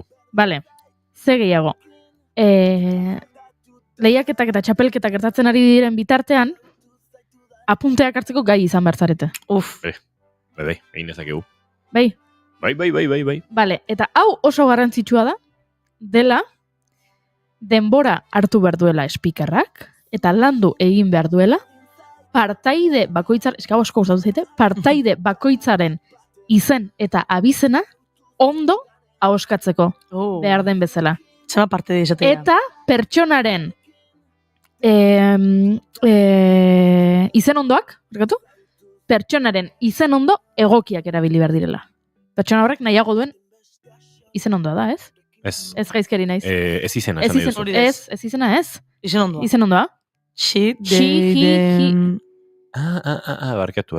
El, ella... Nintzen ulertzen ari orduan bai. Bai. Orduan, asko gustatu zaite, hori jarrita dagoela oinarrietan. Hau da, bera identifikatzen balin bada gizonezko bezala, ezin duzula esan, ella es la mejor, ez. Hala ere, hori ez da izen ondo, Ja, etzait etortzen... Izen ondoa adjetiboa da. Bai, etzait... Pronombre. Etzait etortzen... Ezagun ba ez izen ondoa, ala, Bueno, Bueno, Twitterren mitzatola erabiltzea. Izen ordaina. Izen ordaina, hori da. Izen ordaina. Samantha Jatzunek beti izateu egunon izen ordainak Euskal Herria etortzen bakoitzean. Izen ordaina, ez izen etortzen. Bale, gehiago. Gaitasun interpertsonalak eduki behar dituzue. Bai? Bai. Bale, energia maila gorenean mantentzeko gaitasuna eduki behar du speakerrak. Speaker baten. Kafe asko hartuta. Hori da. Laguntza horrekin. Bale, talde lanean ondo moldatzen den norbait, nahi dute? Bai? Ados. Eta kulturartekotasuna, tonua egokitu momentuan behar denari, eta aniztasunarekiko errespetua izango den norbait nahi dute. A ber, barkatu, guke ez eirek eta ez biok, uste dut ez dugula trebetasun handia bertxotan, bertxo improvisatuan. Ez. Baina bertxo paper batzukola patrikan eraman eta kantatu ditzakegu. Piskat kulturarteko tasun hori, bai, nik badakin hori eskatuko dizkiogun zula sai. Nik bai. Zuk eskatuko dizkiozu. Baina kulturarteko tasun horren isla izan daiteke bertxo bat. Igual ingelesez bertxoak kanta dezakegu. Ados, orduan, izena eman iduzu, ezta? Bai, zalantzarik gabe. Ba, esango dizuet, nora joan behar duzuen. Nora. Claro, ze lan hau, lan serioa da, eta urte guztian zer, hainbat itzordu. Izan ditu speakerrak. Ora, hasi gara. Lehenengoa, apirilaren 25-27 Houston, Amerikako estatu batuan. Hor, izango delako, ospatuko dutelako, kafea txigortzearen munduko txapelketa. Kontua da, kafea xigortze prozesuan, kafearen azken emaitzaren ardura handia dagoela. Xigortze handiko kafeak, asko xigortzen direnak, gutxiago xigortzen direnak, horrek kolorea eraldatu egiten du, zaporeak ere eraldatzen ditu, eta gehiegi xigortzeak ere baditu bere pegak, eta ez da gauza simplea, bai, ados. Eta bietan, Somaiko santelmuak eta nire urtiak dira. Barkatu baino, izena xigortu beste gauzatzuk goitegu. Ez, barkatu izena eman duzu. Igual guztuk zigortu egon zaitu bertaratu zaitezen. Txandaka joan zaitezkete. Inigo joan dadila, Amerikako estatu batuetara, Houstonera, World Coffee Roasting Championshipera, eta gero, zu Jakartara, Indonesiara, maiatzaren 15-tik 17-ra, ze hor egingo dute World Brewers Cup. Hemen kontua da, ez du dala ulertzen, ze desberdintasun dagoen, kafe zerbitzari onena eta river onenarena. Ze brew bada, zerbitzatzu, kainerotik adibidez, ez? Zerbitzatzea hori brew da, Eluiarren river jartzen balin baduzu garagardorik esaten dizu, baina hemen kafea zari gara eta ez garagardaz. Orduan, ulertu ez dut oso ondo ulertzen, baina ino arabialiko zaitut. Nik uste brewerra dela infusio bitartez kafea egiten duena. Vale, Chemex uste eta oskatzen dela. Chemex bitartez, edo Melita sistema hemen igual gehiago ezagutu dugun horren bitartez. Iragazi egiten den kafearen bitartez. Vale. Ba hori, itzordua, eta azkeneko itzordua, ekainaren 26 eta 28an, Palexpo Exhibition and Convention Center, Geneva, Switzerland.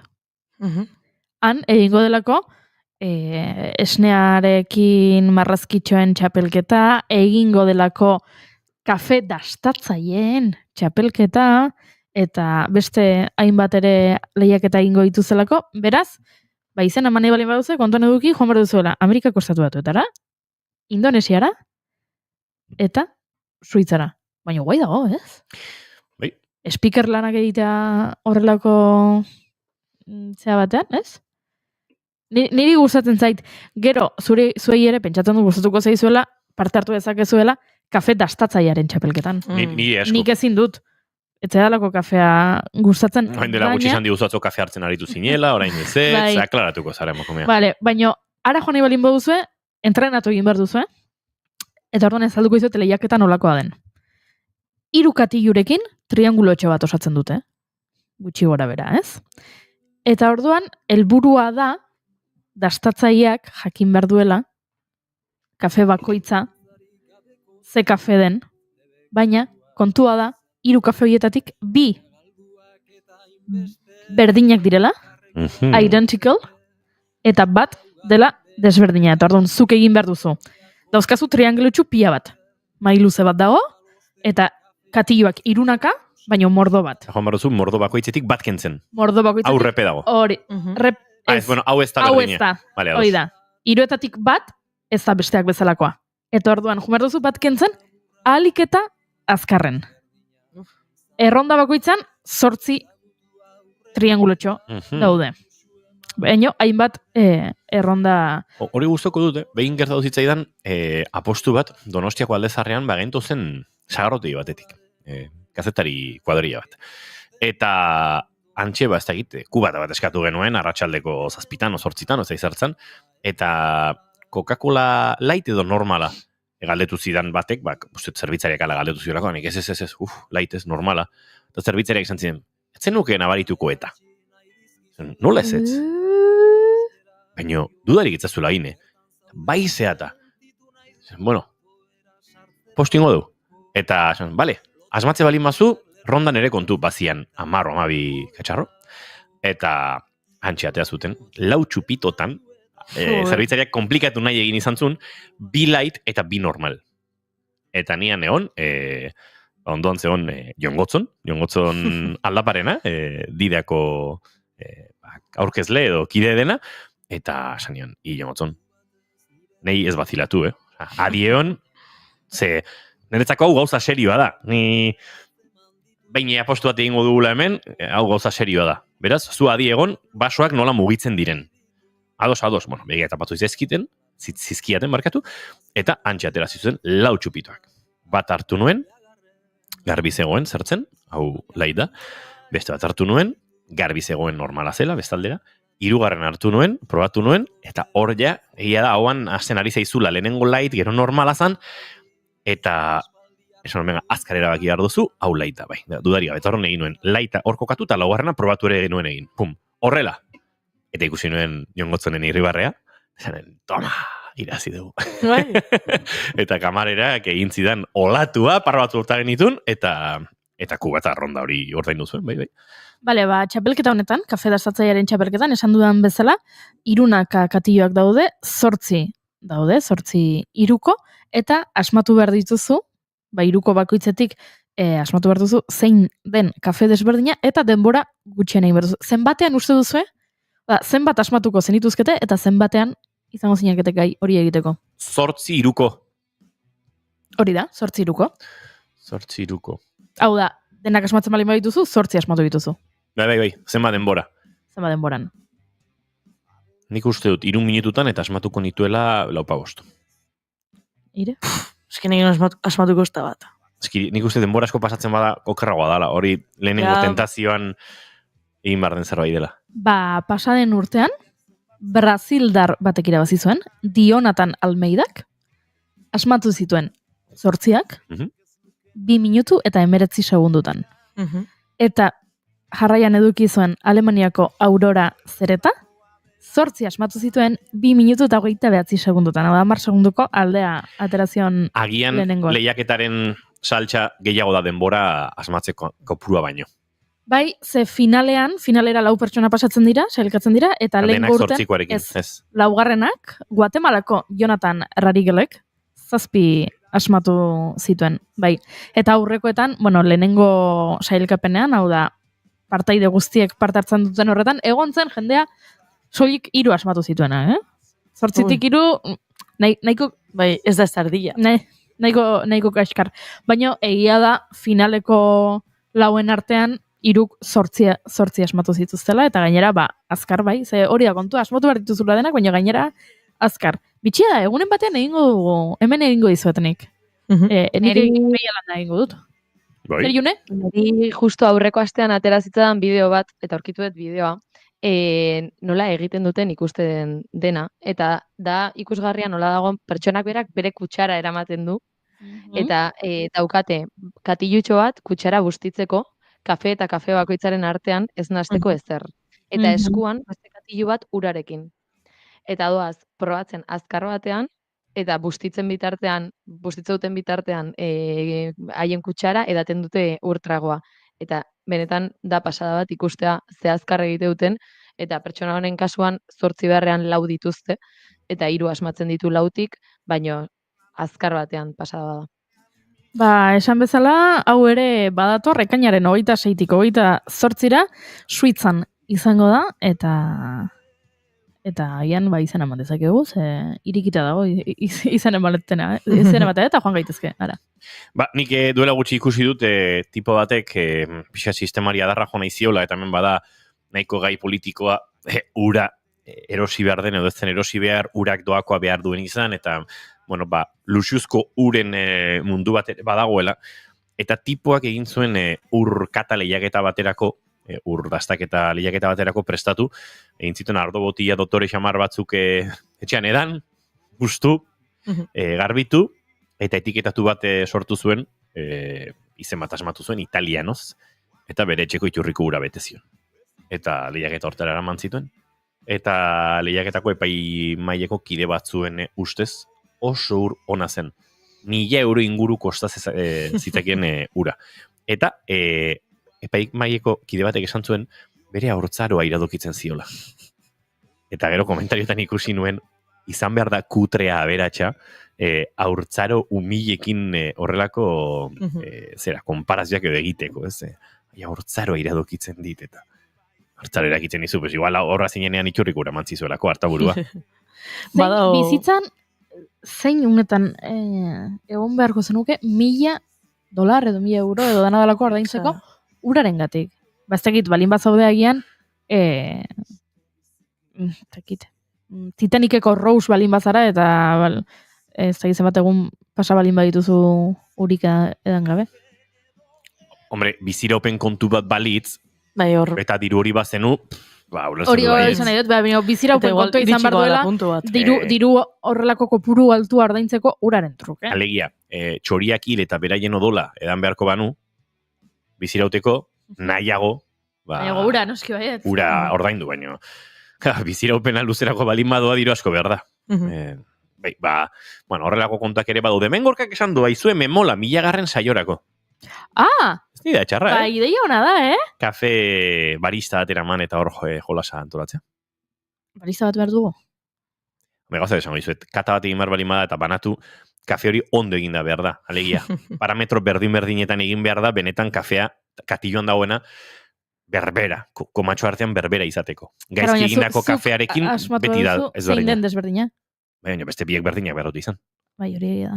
Eta desberdinak ere, ondo desberdinak behar du izan, ondo egindako kafea behar da. Aurkezle eta kolaboratzaileak eta entzuleren bat ere, gobidatzen baitugu eta egiten badugu txapelketa, bai, ideia ona da, 1000. saiorako. Zamat kafe behar dira, denok, 8 biderriru, 24 kafe dazta ditzagun. Oianak ez du nahi. Nik ez du nahi. Eirek ez du nahi. Goiurik ez du nahi.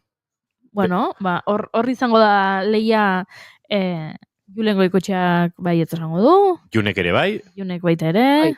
Bai. Imano González Gurrutxagare kafezalea da. Beste gehiena kafezalea gara, Bai, egia da. Bai, iruzarete hola pixka raritak. Ez, aritzek ez du, Kubilak ez du kaferik hartzen? Ez zaio gustatzen esango nuke. Hola. Beraz, bueno, pentsatuko dugu nola egin, bagian izan behar du beste modu batera, baina gustatu zaite, 1000. Saiorako horrelako lehiaketa bat, ez dago gaizki. Hoxe kontatu nahi nizuen? Izu, ederra planteamendua, nik gustora egingo horrelakoren bat, eta egingo dugu, 1000. Saiorako izan daiteke aukera hon bat. Imano González Gurrutxaga aipatu dut, uste dute kafea ez, baina bere hautsa behar dugula. Gurean laister, ze puripurian tartean murgildu behar dugu gure entzuleekin, gaur June Romatetere gurean dugula, entzuleok 5 proposamen dauzkagu, bueno, nik proposamen bat eta kritika bat, dena daukate proposamen edo aukera berean. Telesail eta pelikulen mundua murgilduko gara horrengo 30 minutuetan zuekin, eta denbora ematen badigu, Oskarren porratxo azkar bat egiten saiatuko gara. Ze badatoz Oskar sariak ere.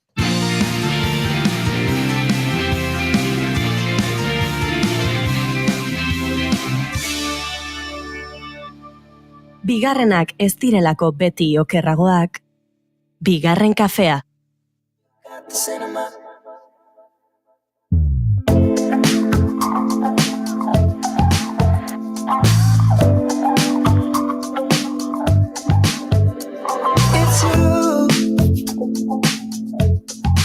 I'm not getting over it. Darling, is it cool? From stopping when it comes to this. I guess we're in time. You're getting yourself wet for me. Tira, bagurtuko dugu Imanol González Gurrutxaga, egunon, eta ongitorri, Imanol. Kaixo, egunon. June gurekin dugu, Eire Maia Manterola gurean da, Oiuri Zeizarandia gurean da. Mentxenago. Boskotea osatuta, proposamenekin hasiko gara. Venga, Imanol, zu iritsi behar izarela, zurekin abiatuko dugu. Vale, guen gontan, karreko izuet telesail bat, bere garaien ekarri nizuena bersio zar bat, eta guen dela gutxi estrenatu dutela Australian bersio berri bat, eta telesail hori da The Office. Epa. Bai, puri-purian dago telesail hau, Bueno, The Office. Zerainatu zan... Bueno, The Office beti dago. Urtarrian zerainatu zan The Office. Zagigu ze urtetako urtarrian, baina urtarrian. The Office, aipatu nun bezalaxe, sortu zen Amerikarra 2005-en. Jatorrizkoa inglesa zen 2001-en sortu zana, eta australianoa bilatzen saiatzen enez, baina ez dakiz urtekoa da, baina esango nuke aurreko urtekoa dela. Eta ikusi dut, zegoengoz denboraldi bakar dauka. A ber, 2024ko telesail batetaz ari gara, urrian estrenatu zen. Ez, berez ari gara 2001ko telesail batetaz. Ez, ari gara Australian The Officeetaz. Hori da. Ze telesail bakoitzak, telesailak eta pelikulak bersio bakoitzak aldatu iten dira eta produkzio berri bat. Felicity Ward, Edith Poor, Souter X, Shari Sevens, Steen Rakopoulos, hau esek dira, protagonistak. Speakerra, oso ondo, abizenak ondo hauskatuz. Eta dago gero, Paladi izak da. Alixaren papera egiten. Beraz, azteko, hemen nik Imanolen alde eta... Ados, Imanolen alde. Ez, batzutan, puri-purian deitzeagatik ere, gustatzen zaigu iraganeko gauzak ekartzea. Nik ekarri nuen puri-purian tarte honetan, Doktoren Alaska, Southern Exposure, badelako telesail bat, gaur egun entzuten gaituzten askoren imaginariotik guztiz at dagoena, eta batean, piztu konekta zaitzakena zerbait egin, nik ikusi nahi dut, dagoeneko zahar xamarra den hau. Ez? Kasu honetan gainera, ez da oso zarra, iruzpaloia bete da estrenatu zela, eta dagoen ekoizpen mailarekin ere askotan guztia momentuan jarraitza zinezkoa da. Beraz, nik uste hobea dela, ea pasa, eta pixka bat zaharragoa den eduki ona proposatzea gure entzulei, azkeneko 4 astetan estrenatu diren telesaiak proposatzea baino, beti zirelako honegiak izango, ez? Baino, bere garaien Amerikarra gomendatu nunen baita hasi zan esaten, hori onartu nizun. Ze, 2005ko telesail bat zan, orduan, garai bateko... Gauza desango izut, baditugu bigarren kafean kolaboratzaile gazteagoak The Office baino. Hori reala da bai. Baino kasu honetan, Australiarra. Eta batez ekarri behar dizuet gomendio bezala, ze ikusi dut kritika nahiko txarra jaso ditula, eta IMDb-en ezakit lauko bat eukidun, edo oso nota bajoa lortu du. Eta hemendik nahiko nuke baita komentatu, ze aldaketa nahiko nabarmen bat indute telesaio hontan, garbi dago zuzenkila konpetitzen dula Amerikarrakin, eta ez bakarrik inglesakin, ze hasiera baten pentsatuko genuke horrekin konpetitzen nahi dela, baina bersio guztitatik ezagunena edo behintzet gehiena gustatu dana izan da Amerikarra, eta neire pertsonalki gehiago gusta zaitela Amerikarra. Eta orduan, kontu nokita hori, eta ja denok jakinda hasiera batetik bersio berri bat inbartzutela, jakinda hori guztia, nik usteet, hausnarketa bezala edo behintzat ikusi beharko genuken telesail bat badala. Ze, aldaketa nabarmenetan ikusiko dugu Michael Scotten pertsonaia, dala denok seguruna ezagutzen dugun pertsonaia bat, bihurtzen dutela emakume, genero aldatu diote, eta zentzu hontan iruditzen zait nahiko interesgarria nola, garai aldaketa guzti hauetan, pertsonaia mota honek nola aldatu dezaken, emakume baten ikuspuntutik, eta esan barra dauket, aldaketa horietatik beste nabarmen bat baita badaola Dwighten pertsonaia baita emakume bihurtu dutela, Jim eta Pam izenak denak aldatu indituzte, baina nabarmena da bakoitzak ze pertsonaia betetzen duen. Jim eta Pamen aktoreak edo pertsonaiak genero berdine mantendu dituzte, eta drama hori bai mantentzen da, dagoela lankiden arteko amodio, ez amodio bitako batek harreman bat dauke, eta hor ezin dute ezer ezin, baina nabari da hor tensio bat daola. Eta Darrellen pertsonaia, Amerikako bersioan gizonezko batek gorpuzezuna, baina Australiakoan gorpuzen du ez binarioa dan pertsona batek. Eta iruditzen zait, orokorren nahiko ondo sartu dala, nahi bintzat nahiko organiko sartu zezkit aldaketa guzti hauek, egia da, garai berriei behi da, bazala garaia baita beste pertsonaia mota batzuk, edo beste ikuspuntu batetik ikusteko ja ezagutza ditugun pertsonaia horiek ikusteko, eta nik uste dut bai dala, jaso ditun kritikan parte handi bat badala aldaketa hauek, guantxe aipatu dituten aldaketa hauegatik. Ez bakarrik telesaia ona edo txarra dalako, baizik eta jende bat, daolako bakarrik pentsatzen, ja indidate pelikula edo ezaguntzen duten telesai honen bertsio berri bat, eta aldatu diete edo generoa, edo izenak, edo dana dalakoa. Orduan, nik uste dut, hori aldaketa guzti badin badezute, eta pixkat azte bazeate aldaketa horiek indituztela, nik berdin disfrutatuet, badaude, noski, ezin da alderatu Amerikar bertsioakin, ze Amerikar bertsioa oso ona da eta oso ondo garatuta dago, eta denboraldi juntzien bai pertsonaiako betzen eta tramako betzen, baino nik uste lehenengo denboraldi bat izateko eta kontu neukitan nondik gatozen, bertsio berri nahiko interesgarri badala.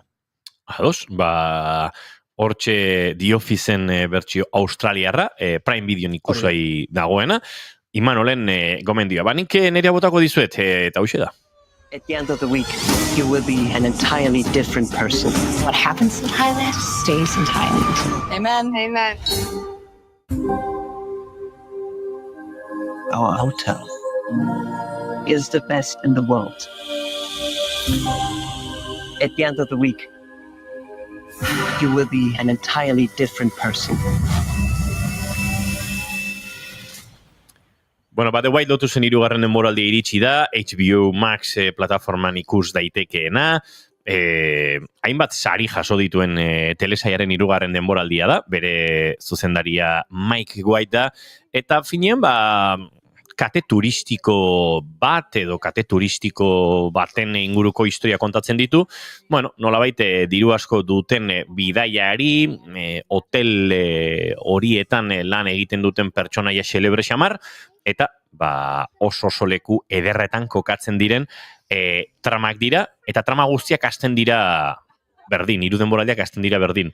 Gertatu da zerbait, gertatu da heriotz bat, eta, flashback bat egiten da, eta nolabait turista horiek aste bete pasatzera, hotel horretara iritsiko diren egunean hasten da telesaia. Eta hor joaten dira pixkanaka orkesten protagonistak. Lehenengoa Mauin kokatuta dago, lehen denboraldia, hau Hawaien, bigarrena Sizilian, oso bestelako giro batean, eta 3. Tailandian, gorpuztu dute edo gertatzen da. Lehenengo atala dago ikusgai, HBO Maxen, ez dakite maiztasuna zenbatekoa den, ze nik... Astebetero esango nuke. Astebetero, beraz, egunotan iritsiko da bigarren atala. Nik beti gomendatu dut telesailau, ikaragarri ona iruditzen zait, baina badago, iruditzen zait, 3. denboraldia eskas xamar abiatu dela. Eta falta zaizkiola, lehenengo denboraldian zeuden aktore / pertsonaia ikoniko batzuk.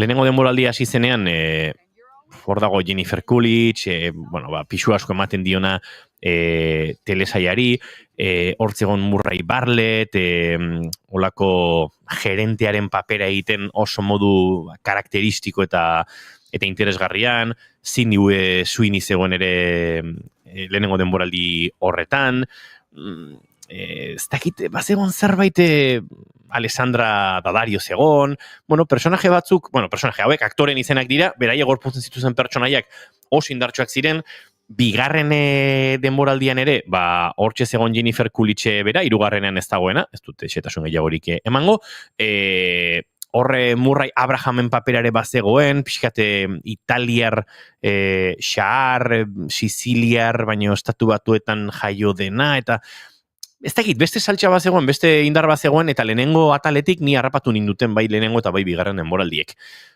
3. denboraldi hau, aurretik bi denboraldi ez dituen telesailena balitz, nik lehenengo atala eta gero seguraski nuken jarraituko ikusten. Ara? Bai, eta ikusiko dut, badakidalako lehenago ere gertatu den eta talento bat badagoela telesail honen inguruan, baina egia da, bai, koste egin zaite, nahiko ez lekuaren estetikak, ez nolabait amu egiten duen hasierako, bueno, krimen edo eriotzo edo danako gertakari hori, nun ez diren xaetasunak ikusten, baina ikusten da, zerbait gertatu da hemen, nau ezerkola gehiegi harrapatu. Bigarren denboralditik pertsonaia bakarra uste dute dakartela hirugarren ontara, lehenengotik bigarren ere ez ziren asko izan, uste Jennifer Coolidge zela hola pixka zubilana egiten zuena, baina bai, pixkat epel utzi nau. Ikusi dut Instagramen bideo bat, emakume batek, txantxetako zen, baina goraz egin dit, bere nagusiari deitzen ziola esateko, aizu barkatu, ezin naiz lanera joan, zete White Lotuseko abesti aldatu dute. Hori da bestea. Zergatik, nola ba? Ez aldatu. Ikonikoa zan, Kriston kantutzarra zen. Santa Olaiarena zen kantu hori, edo Santa Olaiarena Laizter iritsiko den beste telesail puxka batena da, eta da The Last of Us-ekoa. Baina The White Lotuseko abestia, hau... Cristobal Tapia de Berrena da. Hau. Eske... Bueno, hau da bertxietako bat.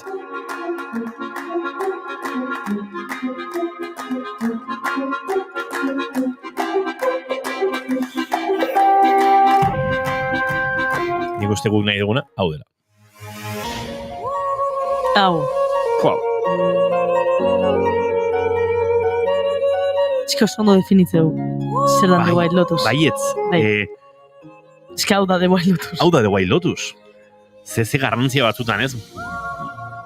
Hautsak egiten doazen horretan, eta...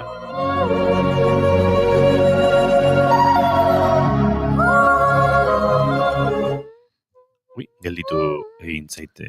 Hirugarren denboraldian gertatu den bezala. Kendo egin dela. Hola, sentiu da.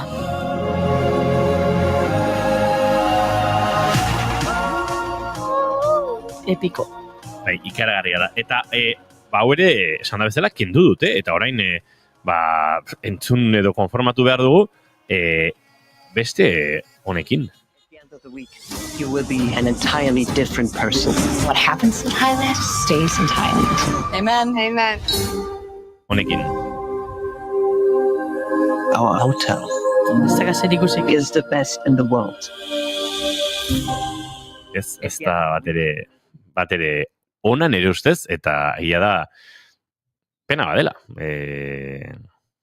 Ez dakit, horrelako telesail batek bi denboralditan ja horrelako musika ikonoikoa mantendu duenean, zergatik aldatzeko behar hori. Egongo da arrazoiren bat, agian arrazoia da soilik estetikoa eta autoestetikoa da eta puntu, baina nik gogoan dut, ez da hau kasua, ez dut uste White Lotusekin, hau denik kasua, baina nere gaztetako telesaia One Tree Hill izan zen.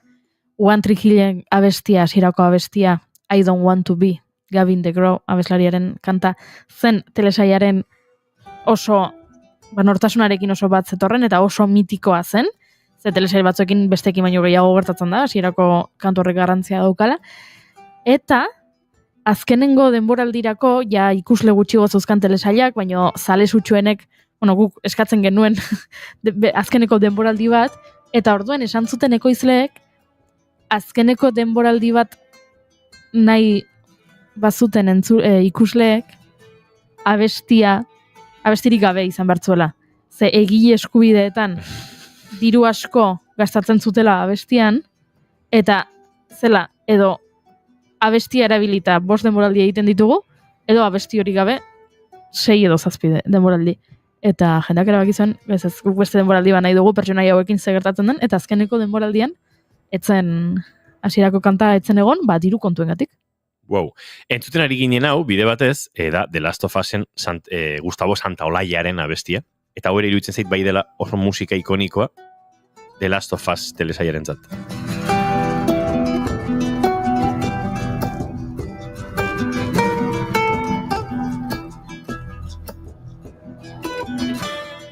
Juntakeria bada, baina bihar Maialen Tellabideria kaso galdegin izaioke hor erabiltzen duen notatxo horrek egiten du, ez da eskala aldatu egiten da, disonantzia txiki badago. Orain. Eta, ez da egiten ematen dio kutsu bat telesaire. The Last of Us ikusi duzu goiurizuk ez? Nik nire joku favoritakoa da, bi alizibili naiz bieta, eta ikusi nuen telesaia, eta asko bortozeteten, egia esan. Eske nahi olako post-apokaliptiko, gaina ondo produziotakoa, dirutzalagatako telesai bat, ondo indakoa. Eta gidoian zenbat girito, zenbat buelta, bai. Zuk ere Imanol ikusi duzu? Hasi nintzen, baino enun bukatu. Ez dago denbora dena bukatzeko, baina... Ja, bai, bueno. Alduzunean egin, bueno. Gustatu dizaten, ikusen una gustatu dizaten. Egia esan, bai. Eta apirilaren 12an dator bueltan, hau ere HBO Maxen izango da, Gustavo Santolaiaren kantu honekin, espero dugu, edo kantu honetatik abiatuta egindako garapenen batekin. Baina niri bai, aldaketa estetiko haundi horiek, ez zaizkite bat ere gustatzen, batez ere ja kantua oso egokia baldin bazen, ez? Baina tira, Eire Maia Manterola, zure proposamena? True crime bat nahi nahi patu.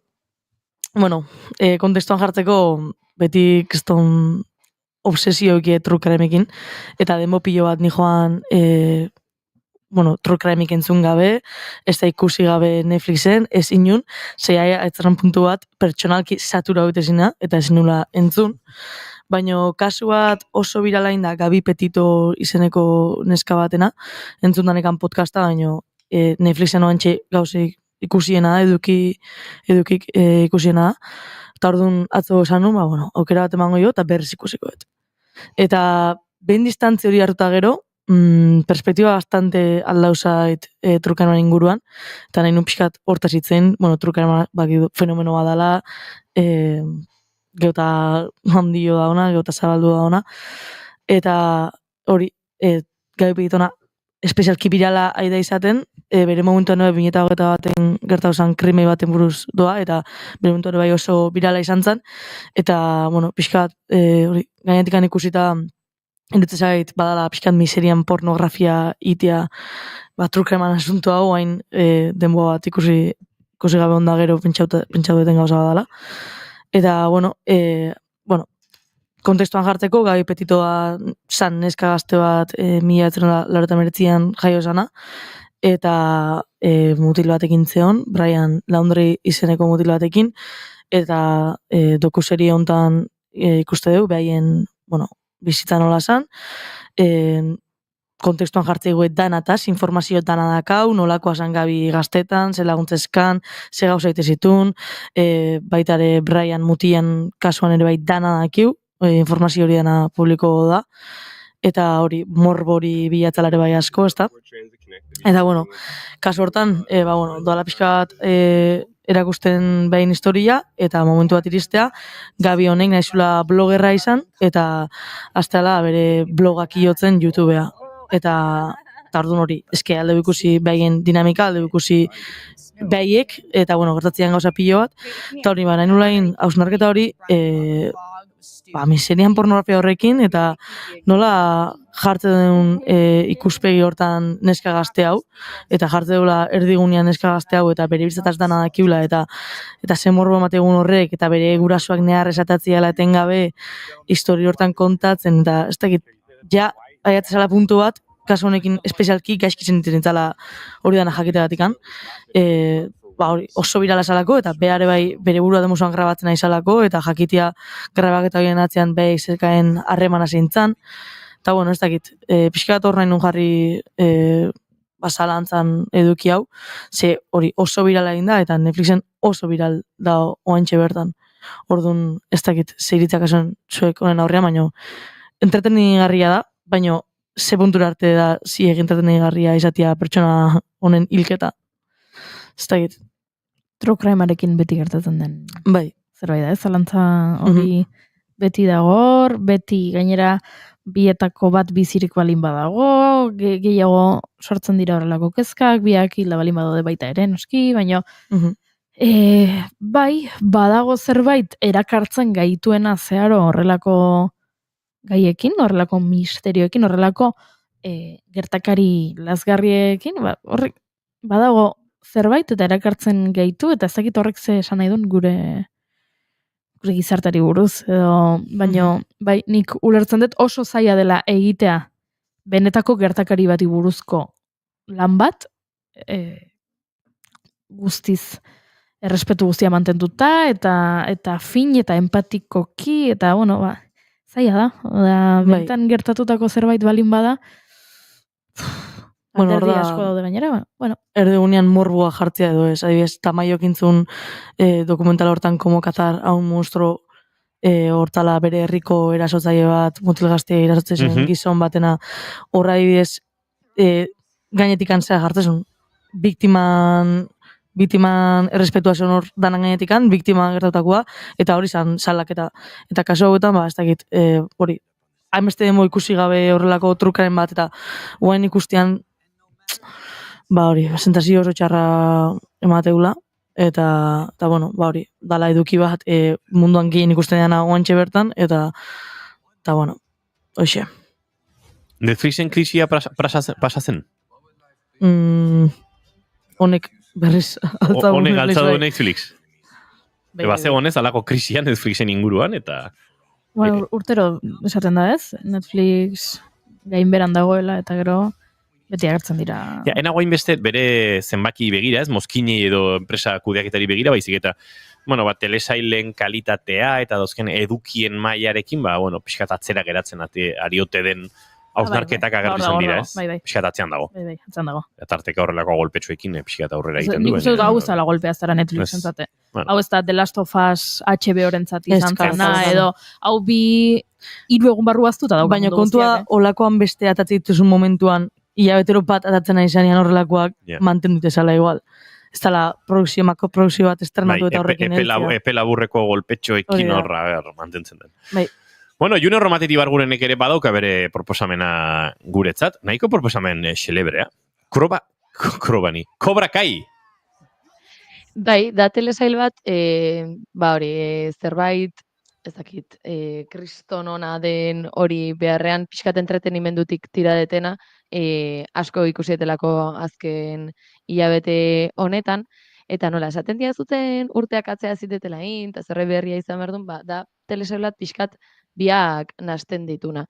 Ze, bueno, espero dut, edo suposatzen dut, hemendik gehiengoak behintzat Karate Kid pelikula bera ikusia eukiko dezuela. Eta, bueno, horri kontatzen da, bueno, Daniel LaRusso eta Johnny Lawrence pertsonaien artean, bueno, pues nola batek betikoa ez darzera, pulirzera hainbestetan entzuten den esaldi hori dakarren pelikula, ba, nola ume txiki batek bulina jasaten zuna, karate ikasten duen, eta irabazi egiten dion konbaterik handienean, bada urteak aurrera egin eta gero, nola bakoitzaren bizitza nola di joan, eta hortik nola bakoitzak bere dojo bat irekitzen duen, hasten dien bakoitza bere ikuspuntutik karatea nola ikusten duten eta hori zabaltzen, eta pixka bat da 6 temporadan zehar nola dijoazten, ba, dojoak bata bestearen gandik ikasten, pertsonaia ezberdinak ezagutzen goaz, eta bakoitzaren errealitate ezberdinak. Eta, bueno, justo ebain ikusi eta entzuten ari garen trailer honek, bueno, honetan ikusi dezakegu 6. denboraldiko azkeneko 5 atalen trailerra edo da, ze 3 zatitan banatu zuten 6. denboraldia, eta orain, otsailaren 13an kaleratu dituzte azkeneko 5 atalak. Didn't make a difference. Nobody deserves to get their ass kicked more than that bitch. It doesn't matter what happened last time. It doesn't matter how many people are watching. I show these assholes. Nik gauza desan barri zuete, Karate Kid estrenatu zenean nintzen jaio. Eta ez esan nahi duzu horrekin. Noizkoa? 84koa. Bueno, gero gintzan remake bat 2010an, baina originala 1984koa da. Ez esan eduan horrekin ez, nola, zuek asko zen esaten duzuen, ez que ni nintzen jaio, ba, ikusi eta aukera, nik esateko, ni nintzen jaio. Azkenean, bueno, pelikula hortatik datoz pixkatez, eta bai ikusten degula ere, pelikula hori jartzen digute kontekstuan, eta ikusten ditugu pelikula horretako irudiak momentu batzutan, ba, bai, ulertzeko zergatik adiez, gaiztuaren papera daukan pertsonaia horrek zertzeukan atzetik eta pixkat horrela, baina baita ere ikusten dugu, hori, esan bezala karatea ikusteko ikuspuntu ezberdinak, nola bati bulinari aurre egiteko erabatek laguntzen dion, azkenean indartzearena, eta, ni jo baino lehen nik joko zaitut, alde hori dago, baina badago ere, ni agian bullyinga egiten duen pertsona naiz, eta nola karateak laguntzen didan lasaitzen, ekilibreo bilatzen, eta horrela. Orduan, bada telesail bat errex ikusten dena, entretenitzeko balidu duena, eta ni oso gustora zen ikusten, oin falta zizkit azkeneko 3 atalak bukatzeko. Kontatuko diguzu, nola bukatzen den, nola bukatzen denez kontatu, baina ze iritzi duzun bukatzen denean. On a summer evening, and it sounds just like a song. Entzuleok eta orain erabakiak hartu behar dugu, eta normalean, irratsaio normaletan, irratsaio serioetan, erabaki hauek, eztabaida hauek egitzen dira mikrotik kanpo. Ez? Musika igotzen da orain mapatean, eta hor hitz egiten da mikrotik kanpo, baino gunaiko irratsaio xelebrea garen ez, mikro aurrean egingo dugu hau. Oskarren porrat egin egin nuen Goiuri, baina 3 minutu falta zaizkigu. Ez da denbora gehiegi, agian Oskarren porra alde batera utzi, eta aste honetako beste uneren batean egingo dugu. Nik uste dut. Ze igande gauean ospatuko dituzte Oskarrak, egin dezakeguna da, agian jendea prestatzen joateko, porra hori egiteko, eta zuek prestatzen joateko, aipatu atzo aktoren sindikatoaren sari banaketan, zeinek irabazi zuen, ze agian pista bat ematen digu iganderako porrarako. Beraz, azkar egia esan sorpresa batzuk egon dira, eta sorpresa nagusia izan da Timothée Chalametek irabazi duela aktore honenaren saria Bob Dylan, gorpuzteagatik, egin duen Bob Dylani buruzko pelikulan, A Complete Unknown pelikulan, orain arte, Timotik ez du saririk irabazi, ez Critics' Choice, Golden Globes, orain arte ospatu diren sare banaketetan, ez du galardorik jaso, baina atzo, bai irabazi zuen, eta beste gaueko agian sorpresa handinetako bat izan da, Konklabe pelikula, badakizu Aita Santua aukeratzeko egiten duten bozketa horretan oinarritutako pelikula hori Anorari gaiendu zaiola. Eta Anora izan da, sari banaketa hauetan, azkeneko hilabetean, sari mordoa jaso dituen pelikula, eta lehen lerroan egon dena. Azken hilabetetan diot, baina Anora Donostian ere, txaloak jasotakoa da, beraz, Anora zegoen hor, favoritoen artean, eta Konklabek irabazi zion. Ikusteko dagoena da, Emilia Pérez Truñoa, nola aterako den Oskarretatik. Sartu behintzat oso, olatu aparrean sartu zaigu. Gonbidatu inomen du, Carla Sofia Gascon. Atzo zo esaldainak irabazi zuen taldeko aktore honenaren saria Emilia Perezen egindako paperaren gatik. Gero badaukagu Kieran Culkin. Kaso, zo esaldaina da, pelikula horretan, izendapenen artean, justifikagarriena. Edo abestia. Bi abesti daude Oskarretara nominatuta. Nire kezkada pelikula honenaren Oskarra eraman gote duen. Ez. Baina, bueno, hori zo jakiteko pixka bat, zo esaldainak irabazi zuela. Nik porrarekin aurrera pentso bat. Ez aldugu esan utziko dugula porra. Bai, baina uste dut Timothée Chalametek ez duela irabaziko Oskarra. Ez, ados nago ni horrekin ere. Niretzat, Adrien Brodyk eramango du. Niretzat, Ralph Fiennesek eramango du. Baina, bueno, hori aipatuko dugu astean zehar, egingo dugu. Uste dugu bihar izango dela entzuleok, baina auskalo. Eta egingo dugu bingoa. Bingoa? Bai. Bingo bat egingo dugu. Ze bingo? Bazuk egiten duzu kartoitxo bat, eta gertatu daitezken gauzak jartzen dituzu, baina ez sariak, adibidez. Ni hasi naiz bingoa egiten, eta da, Los Angelesko suteak aipatuko dituela norbaitek. Claro. Ziur gertatuko da. Norbaiter hori egingo dela holtzara igotzerakoan saria jasotzera. Aurkezleak txistak egingo dituela Emilia Perezen edo Carla Sofia Gasconekin gertatutakoarekin. Wickeden bigarren zatiaren trailerra estrenatuko dutela. Bueno, horrelakoak, hau da, zuk gertatuko direla uste duzun gauzekin, bingo bat prestatu eta hori ere... Eta gorkak esan du, Bob Dylanen pelikula A Complete Unknown asteburontan estrenatuko da zineetan. Bai, Hego Euskal Herrian, ze Ipar Euskal Herrian ikusteko aukera baduzu dagoeneko. Endaian gaur bertan, Zinema Labagieten, itxasmendizinetan zera Ardezaien barruan izango da Urruñan, Biarrezeko Goialen, Baionan ere Zinema CGR-en, eta beste hainbatetan beraz, iparraldetik entzuten gaituzenok, badaukazu aukera konplita hon ikusteko, egualdean zaudetenok, bisita egin Urruñara, edo Endaiara, edo nahi duzuen tokira, edo beste Lasteburura itxaron. Entzuleok, bagoaz, berandu xamar gainera, Imanol González Gurrutxaga, uste dut Oskarren porrorretarako bihar edo berriro entzungo zaitugula hemen naiz irratiaren uinetan. Eskerrik asko. Agur. Eire Maia Mantero, lazuere uste dut egunotan hemen bueltaka bihar edo entzungo zaitugula, beraz, agur.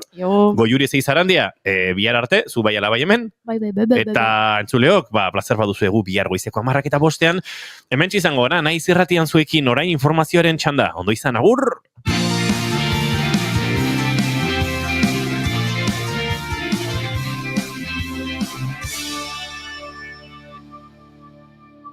Keep calm and bigarren kafea.